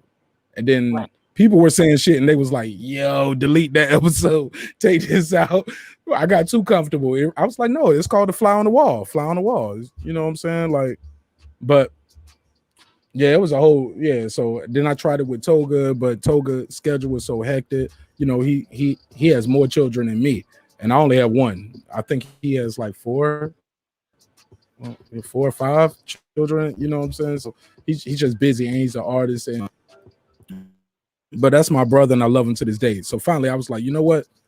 It's just you, my man. Cut that camera on, go live. Say what you feel, get your bars off, and support other content creators, and gotta do the work, do the rest of the work. And that's how we got here to Breaking the Beats, man. I just didn't change the name. I was like, no, I'm keeping that name. I bought the logo. This is before I was making logos on my own. I was like, I bought the logo. I drew this shit out. I made this shit. I designed it. I paid somebody to do it. Shout out to my cousin Dro, designed by the guy on Instagram. Designed by the guy. He's super fire. And I was like, you know what? Nah, I'm gonna do Breaking Beats. I'm gonna still keep the title because some days I don't want to talk about boxing. Some days I might want to talk about current events, social injustice, race, religion, politics, sex talk, whatever. And I just don't want to put myself, my audience, or my guests in a box. Coach, you are a very special guest. This is your first time, but it won't be your last time. I was just so excited about you beaming in. I didn't give you the new caller drop, but tell people where they can reach you and follow you at, and what kind of great content you got going on your show. Yes, absolutely, man. You can follow me on New Media Today USA Boxing on YouTube, on Instagram. You can hit me up on at Coach Malachi Williams. My Instagram page is more like it's more like just family fitness stuff like that. You see a lot of workout videos on my Instagram page, but the boxing content channel is definitely New Media Today USA Boxing. You can catch me here Sunday through Friday, eat on 3 o'clock Eastern Standard Time. I'm reporting out of Miami, and I just try to stick to the sport of boxing. I know I can be very passionate very controversial at times, but it's going to be very respectful. Anybody can come on the platform. If you come on the platform, you will not be disrespected. We don't tolerate disrespect over there. Like some Oh, other channels. but you do some disrespecting, though, Coach. Let's keep it a buck. Whatever. But you do some disrespecting on your show. Oh yeah. What you talking about the fanboys and stuff like that? Yeah, I don't like fanboys. You call the people's champ. The Bible tells us that silence is golden. The twerkinator. You call him Beyonce. You call him Beyonce Wilder. You call him the twerkinator. I ain't gonna lie. I don't agree with everything you say, but that shit be entertaining. It's hilarious. It's funny. You are real. You raw and authentic. And the numbers don't lie, and the chat don't lie. They love you, man. We love you here too. Even if we don't agree. Look, even when I pull up on your show, I don't. Some people pull up on the show with the host. Either they straight disrespectful, or they straight fanboys of the host of the show. Not I ain't talking about this panel, but me when I'm on your show, I'm like, I know I can tell my opinion, and that's why I think we are similar, and that's why I've reached out to you. That's why you got my number, I got your number. I'm making that trip to Miami. I just want you to do the same and come to Atlanta when I come down there to see you. Yeah, I got a cousin. I got a cousin living in Atlanta right now. But what I'm saying is I clarified. I called him a twerkinator because he likes to twerk. I ain't making it up. Juneteenth 2020 last year. He was twerking. That's fact. So Coach, I gotta get you. Coach, I'm gonna lose all my audience with you, man. I can't fuck with you, Coach. Yeah, I'm telling the truth. The disrespect comes with an explanation. He's like, Coach, I disrespect you, but I disrespect you respectfully. That's what I'm saying though. Like, I ain't never seen Ali twerk or Tyson twerk or Larry Holmes twerk. I ain't never seen Pernell Whitaker twerk or Roy Jones twerk or you know what I mean? I ain't never seen that. I guarantee you, we ride with you with that though. Hey, we ride with you. We understand. Yo, I love Deontay Wilder, bro. When he get in that ring and do what he do, oh my God, he gave me some. Look, one of my best moments in this whole boxing thing was watching him in that Chris Arreola fight.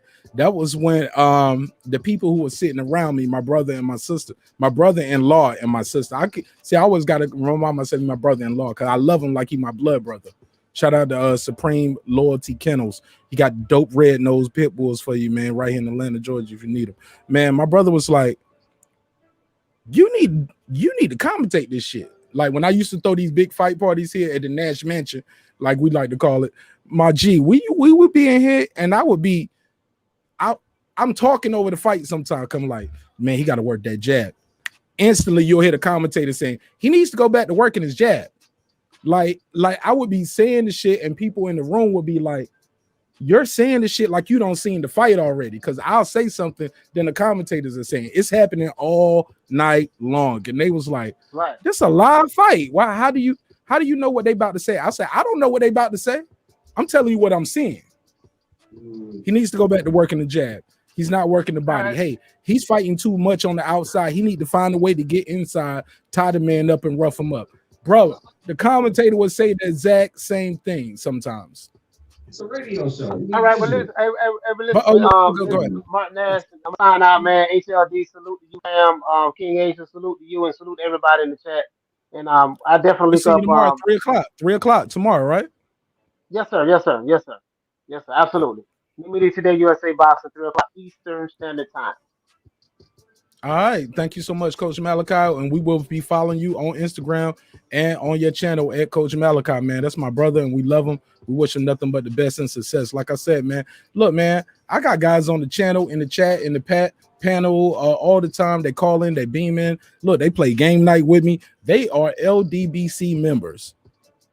I have no problem with them. I have no problem with Coach Malachi. I like to look at this channel as a neutral zone. Yeah, we can disagree, but we I can't let you go but so far, bro, with the disrespect. Like, you got to let this man speak. You got to let him speak. We're not going to do no racial slurs, in a derogatory manner in a boxing conversation. I can't let that happen. But Shit, man, y'all can argue, fuss, cuss all day, man. And but after that, man, we're gonna squash this shit and we're gonna keep it moving because none of us are getting paid off this shit. You know what I'm saying? We are fans. King Asian Mev, talk to us, my brother. What's good? What's good? What to chime in on? What to chime in on? I'm not touching that twerking thing or whatever. Yo, he went in on the champ, man, didn't he? And I'm like, Deontay Wilder is not a bad dude.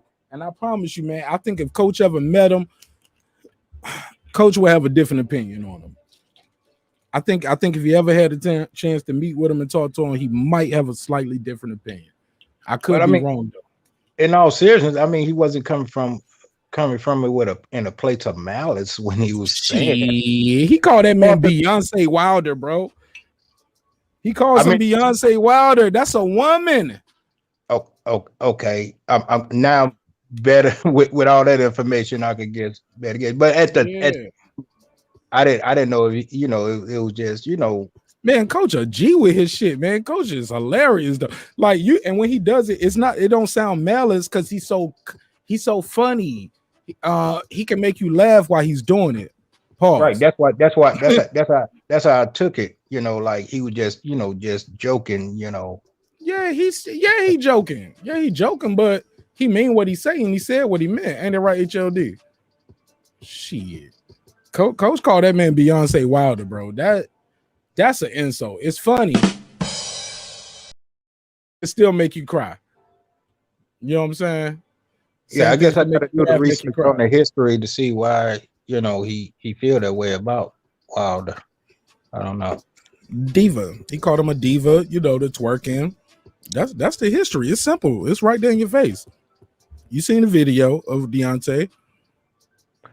To be honest, if I did see it, I didn't take it literally as that man was twerking. I don't know. Maybe he saw something I didn't maybe know him on a more personal level than I do. No. It ain't nothing like that because he don't know him, bro. Like I just said, if he met him, I think he would think differently. I think the guy was just showing people, hey, I'm living my best life. I'm out here having fun.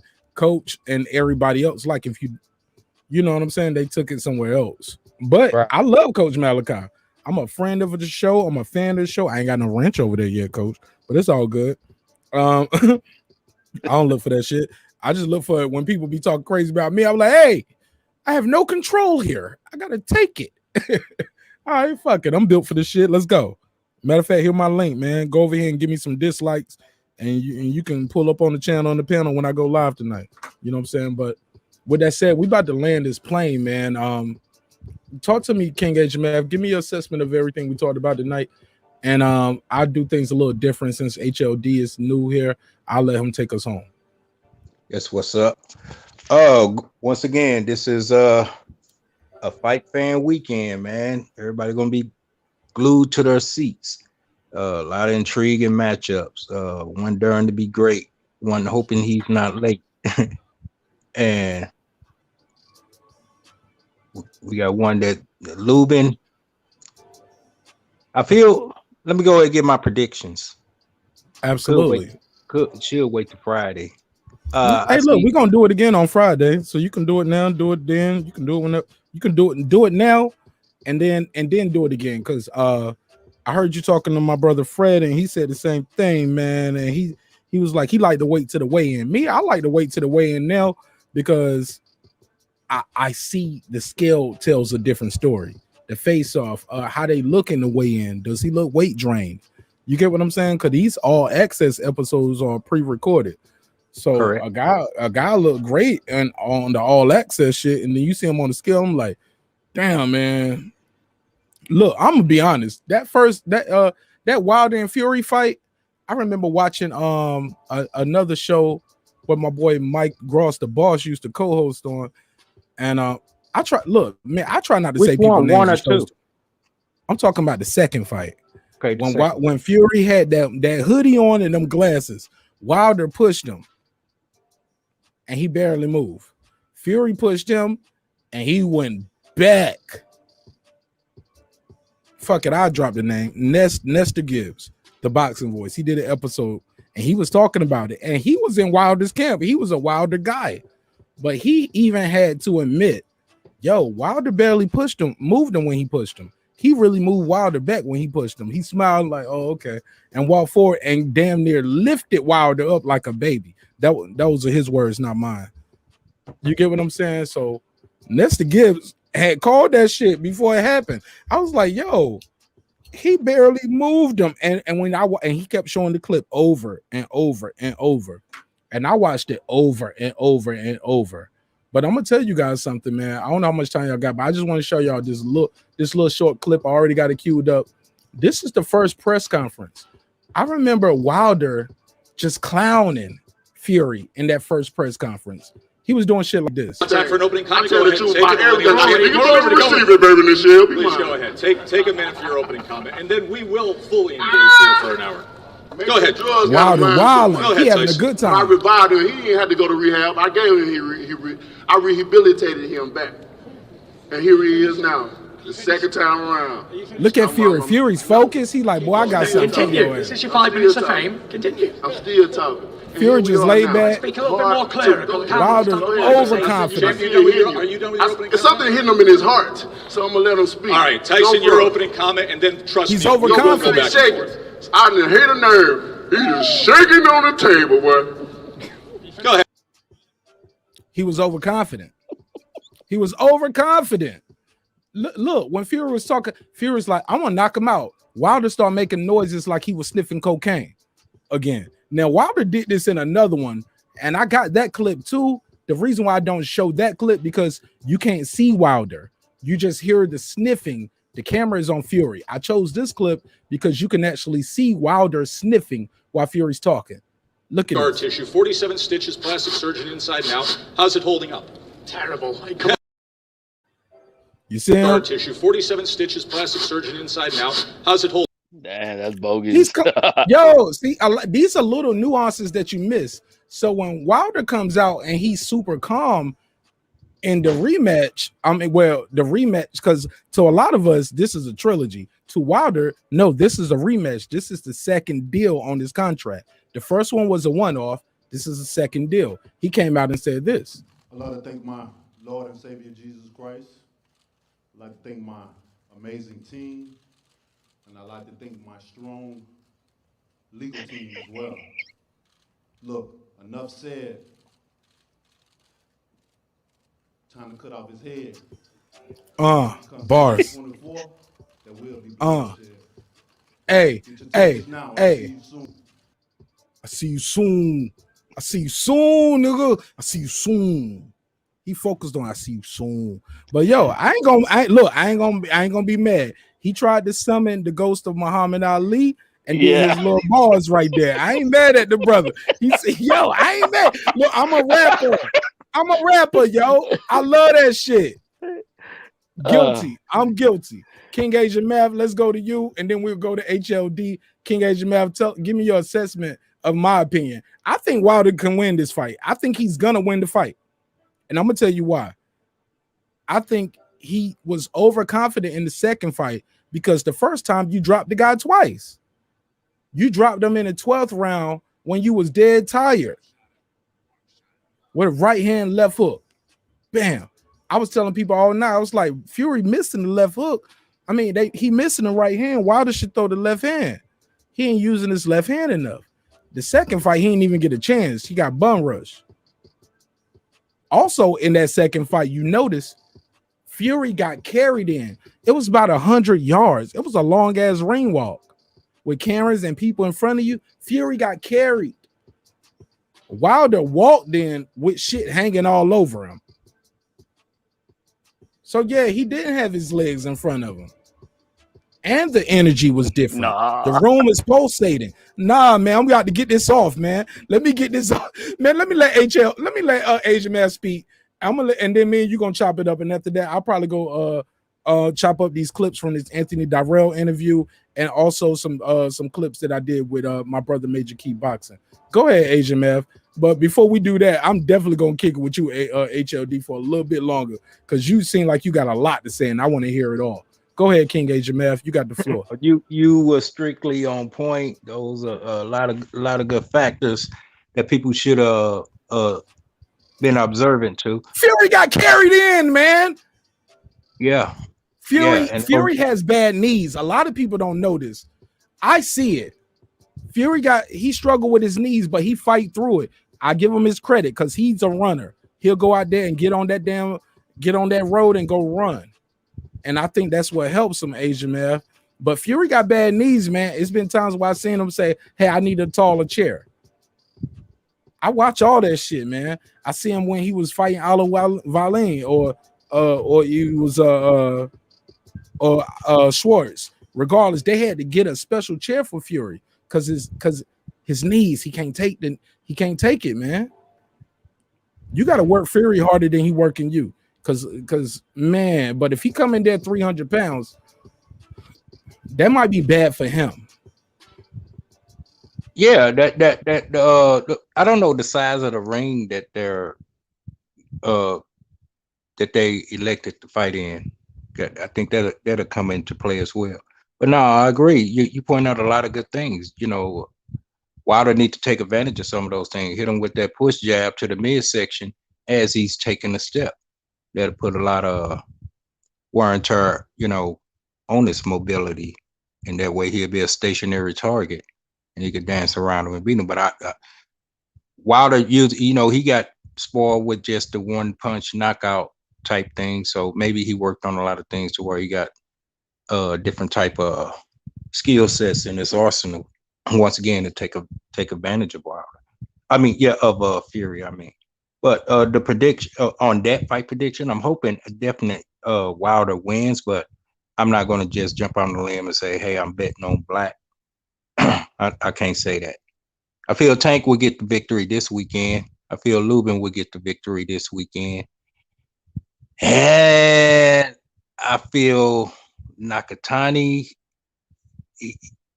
I'm gonna go out on the limb and pick him, but he can disappoint me. He can disappoint me. I could say that. He could lay down and lay an egg, but I feel like he won't do that. He'll come. He are who we thought he were. Definitely against the Teal fight. And he bring that same fighter mentality into the ring this Saturday night that he had with Teal. He would definitely get the victory. And that's how I wrap up this weekend.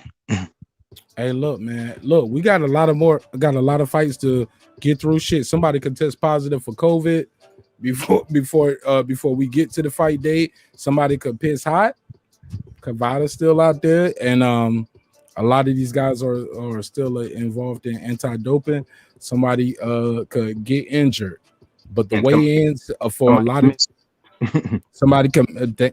Thank you, brother. And I was about to say, and even in the midst of all of that, no COVID, no drug test pop, they're still just miss weight. Simple as that. They're just miss weight. Which is not simple because we're asking grown men, like Keith Thurman. I think Aerosmith said it best too. He's like, man, I'm a grown man. I don't walk around with 147 pounds. What you talking about? You know what I'm saying? No, Keith Thurman said, I'm only 147 for that 1 minute or those 30 seconds. He said right before that, he said that 1 hour, I don't weigh 147 for about an hour in my life. Got 1 hour to make, I got to make it here. Then, okay, now I'm off and now I'm back to drinking water, eating and doing what I do. So, but to each his own. Some would say that might have been the event of his demise. Hey, bro, I love you so much, King HMF. Thank you for everything you have done, everything you are still doing to help this channel and this show grow bigger. Like I tell everybody, man, we still in our infancy stage, bro. We ain't even a year old yet, man. I think we hit 1 year in October or November is when we hit like a 1 year mark for the show. So, man, we still a baby in this YouTube game, and we just growing every day. Thank you so much for everything you do to help me. Thank you for all the hoodies you bought for me, you, and everybody else. King Asian Math, man, you everything you said you was, my brother, and I love you for everything you do to help me.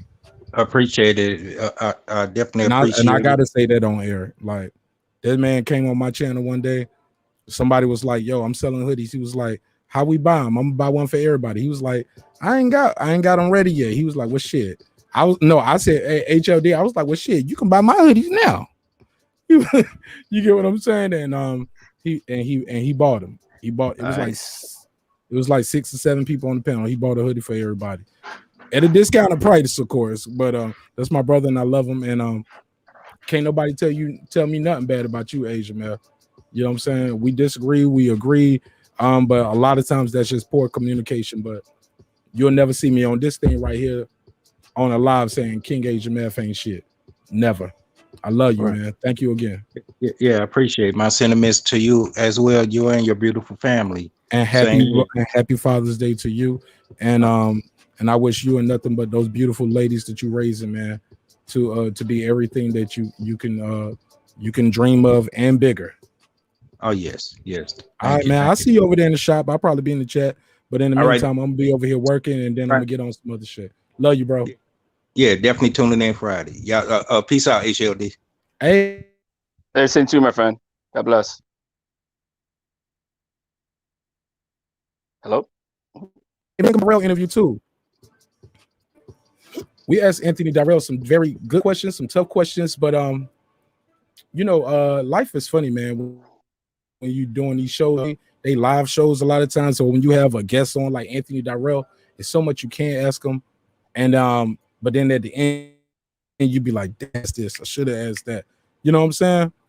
I don't care how much you prepare for an interview, bro. I got a book. Look. I show look, and to make sure I ain't fumbling around, because somebody told me one time they heard me fumbling around through pages in my interview. So now once I write my notes for the interview, I tear that page out. So my first page might be the whole intro. The second page, I might flip it over and be my questions. I only got 30 minutes. You know what I'm saying? I'm trying to get a motherfucking life story, man. You know what I'm saying? It takes a lot.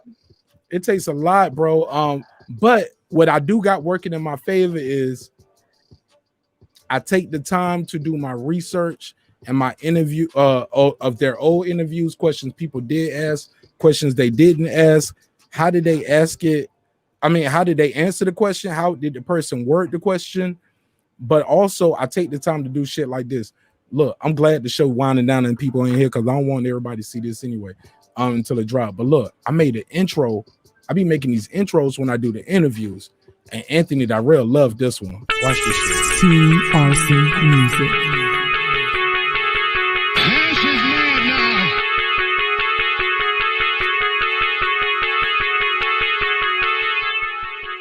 Thank y'all for coming out. We're here again.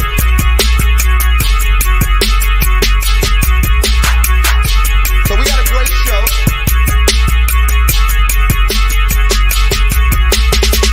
We're back. Yeah, man. And he put in the work, bro. You putting in the work. He was like, yo, I like that beat, man. I was like, for real? You bullshit. He's like, yeah, I like the beat. I like the pictures you use. He was like, yo, I wasn't even expecting all of that. I thought we were just going to chop. I was like, yeah, we still going to chop it up. I'm just like, yo, once you said you was cool and we were going to do it, because I fucked up, bro. I had the Anthony Darrell interview secured about a month ago. Actually, the same day I did the Stitch Duran interview. I had that one secured that day too. But I'm so new to this shit, bro. I'm so green. Bro, I'll reach out to a motherfucker, man, for an interview. I know, excuse my language, no disrespect. I'm talking too loose now. This is why I need to end the broadcast. I'm getting too loose. I'm getting too loose. All I was trying to say is I reach out to a brother for an interview or a sister for an interview or I don't have no team doing no work for me. I do it myself. You know what I'm saying? And I just reach out and I say, hey man, look, blah, blah, blah, blah, blah, blah, blah. Some say yes, some say no, some don't reply. And I got to keep moving. You know what I'm saying? Absolutely. But my show is not an interview-based show. You know what I'm saying? So if I get the interview, not. But the people I want to interview are people I want to talk to. And a lot of times I want to talk to them without the controversy or before the controversy hit. It just happens to happen. Like when I talked to Stitch, it just so happened to be the day after he was working the Devin Haney corner and Devin Haney got buzzed in the Linares fight. I didn't know. I saw that. I didn't know we was going, you know what I'm saying? But once it happened, I'm like, I got him here tomorrow. We gonna talk about this shit. I was surprised, bro, when I said, "How did you land this dude the next day, man?" I was impressed. I'm not gonna lie. Man, I I had that interview set up already. Like, but and I still ain't dropped the full interview yet. Man, that interview was so good and it's so long. Pause. Like, my G, this shit was like, I was like, man, I'm getting some good content when I'm doing these the interviews without the live chat sometimes. Because the guests sometimes will read the live chat, or you'll get caught up reading the live chat as a host. You want to put people, you want to give the people who fuck with you their props. But I'm like, man, the people rock with you the most, I'm gonna let y'all pull up on these interviews. You're gonna be the only ones who know I'm doing the interview, and I'm gonna send y'all the link, and I'm gonna say, look, I'm gonna let about 6, 7 of y'all get in here, maybe 10 max, but not at the same time. I'm gonna bring you in. I'm gonna let you ask the champ or the coach, or if we have an artist or a producer in here, I'll let y'all get y'all bars off because you guys been vetted. You feel me? And Absolutely. you deserve it for all your support. You deserve it. But once you're doing that live, sometimes, man, that shit can go wild. You know what I'm saying? You can embarrass yourself.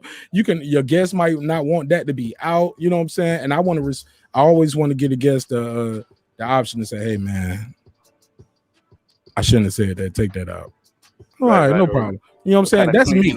That's me. I'm not trying to get nobody in no gotcha moments, because I've been out there before and I said some shit and I'm like, oh, I need to take that down. Let me clip that part out. Yo, Mark, let me tell you something. I think that's very important that you got that in mind, because there's a lot of channels out there that'll put a guest on blast, you know what I mean, and kind of use them as a, you know what I mean, to put something out that they don't want to, make it controversial, or bring somebody in that they're not getting along with, and you know, and kind of like ambush them. You know what I mean? You don't want to do that, because you'll cut your legs off as far as getting people in. So that's good that you're actually thinking about that. You don't want to embarrass your guests coming in with anything that they don't want to have out there. And then once you establish that respect and mutual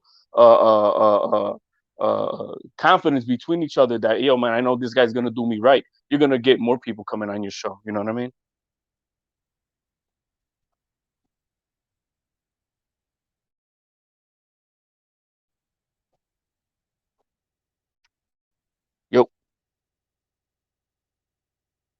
Yo, my bad.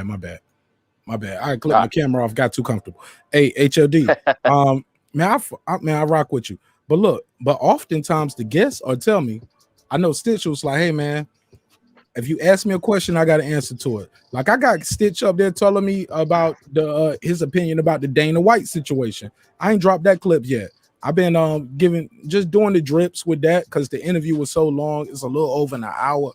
And I was like, shit, I'm about to milk this shit. But he actually wants to come back on the show and do a live, which is dope. So ironically, when I interviewed him, like right after that, I interviewed it. Look at me. That's what happens, right?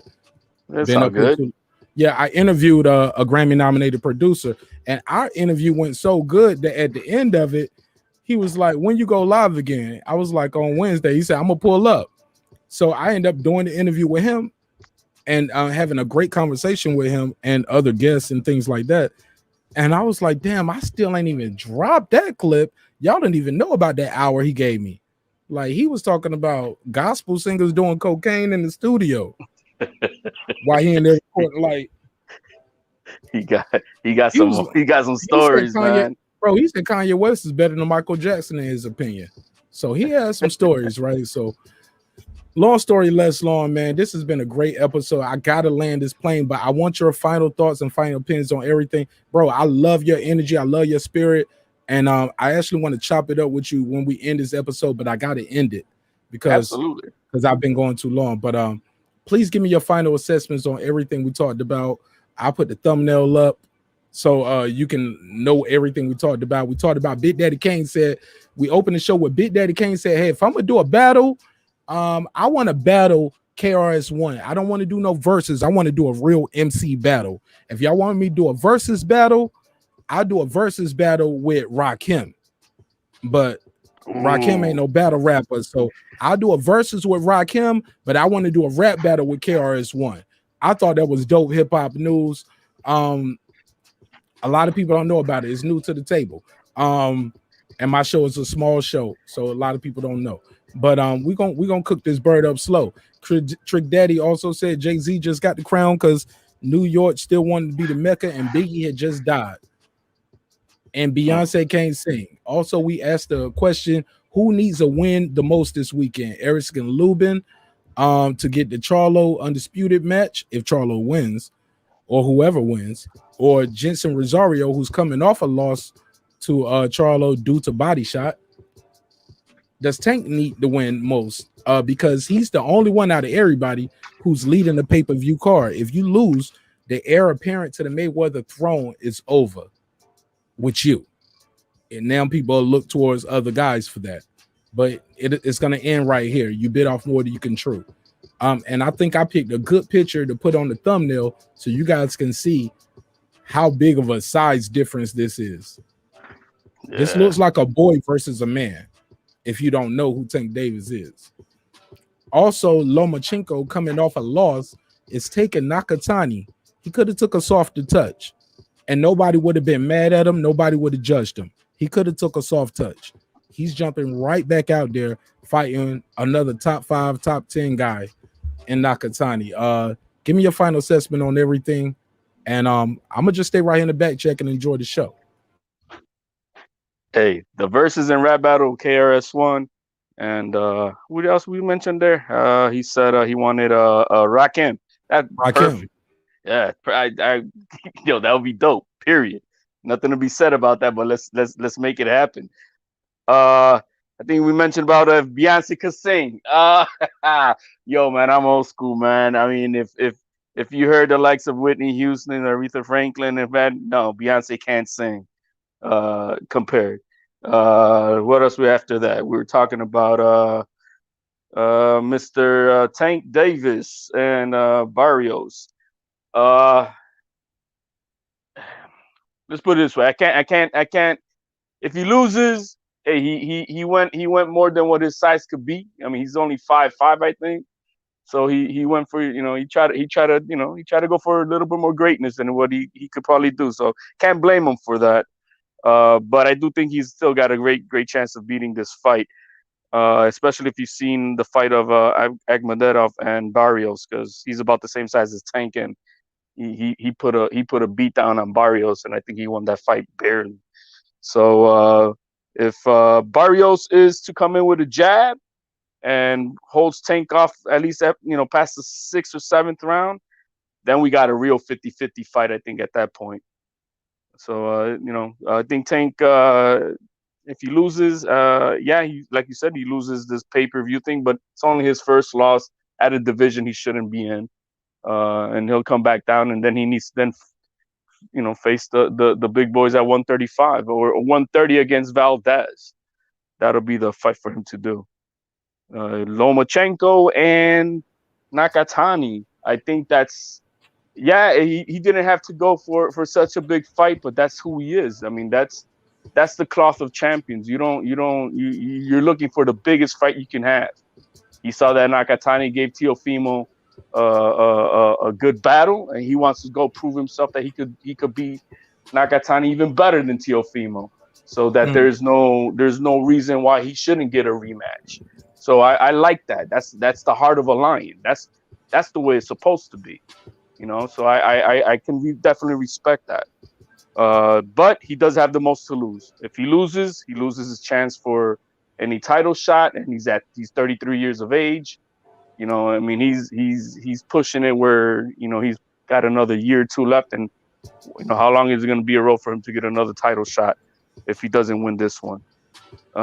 I think that's it right there, man. I think that's what we chopped it up for the, as far as the Wilder thing, that's a long conversation for maybe another night. Bro. Hey, look, man, I wanted to get with you offline too, man, because we was chopping up some shit. Like I said, that I only want the show to be but so long. I want to end the show at some point. But man, we was talking about some shit, and I lost my spot already. Damn, man. You remember where we was at though, right? As far as Wilder goes? All of this shit, man. Where I just left it off right now with with the Lomachenko, and that's it right there. All right, we'll land the plane then, man, because this been a hell of a show, and we already have been an hour over the time. Shout out to everybody who pulled up, everybody who came, everybody who left. I say everybody who came. Pause. Hey, look, I be fucking up my damn self sometimes. I got to tell myself. Silence. Time to land the plane. It's time to land the plane, my man. Time to land Y'all the plane, tired. man. Yo, man, I love you all. Thank you guys for tuning in. Remember, dreams require sleep. Goals require effort. You can't get that hoodie at marqnash.com. But also, remember, respect is free. What does shit say? Disrespect can cost you everything. So show everybody respect. You don't know who you going to meet, bro. The same people you meet on your way up, same people you're going to see on your way back down. I love y'all. My name is Marq Nash. Thank y'all for tuning in to another great episode of Breakin' and Beats, where we break down business, entertainment, art, technology, sports, and pretty much anything else we feel like squeezing into those letters. This is a hip-hop political sports show with a comedy twist. We talk about any and everything, and also we try to get our little jokes off. But long as we come back respectful, we can do it again the next day. I'm your host, Marq Nash, and I will see y'all on Friday. Remember, my new project, Edith, Every Day I Try Harder, is streaming in your phone right now. HOD, hang out in the background while I run the outro. 30 seconds. This that squad sound.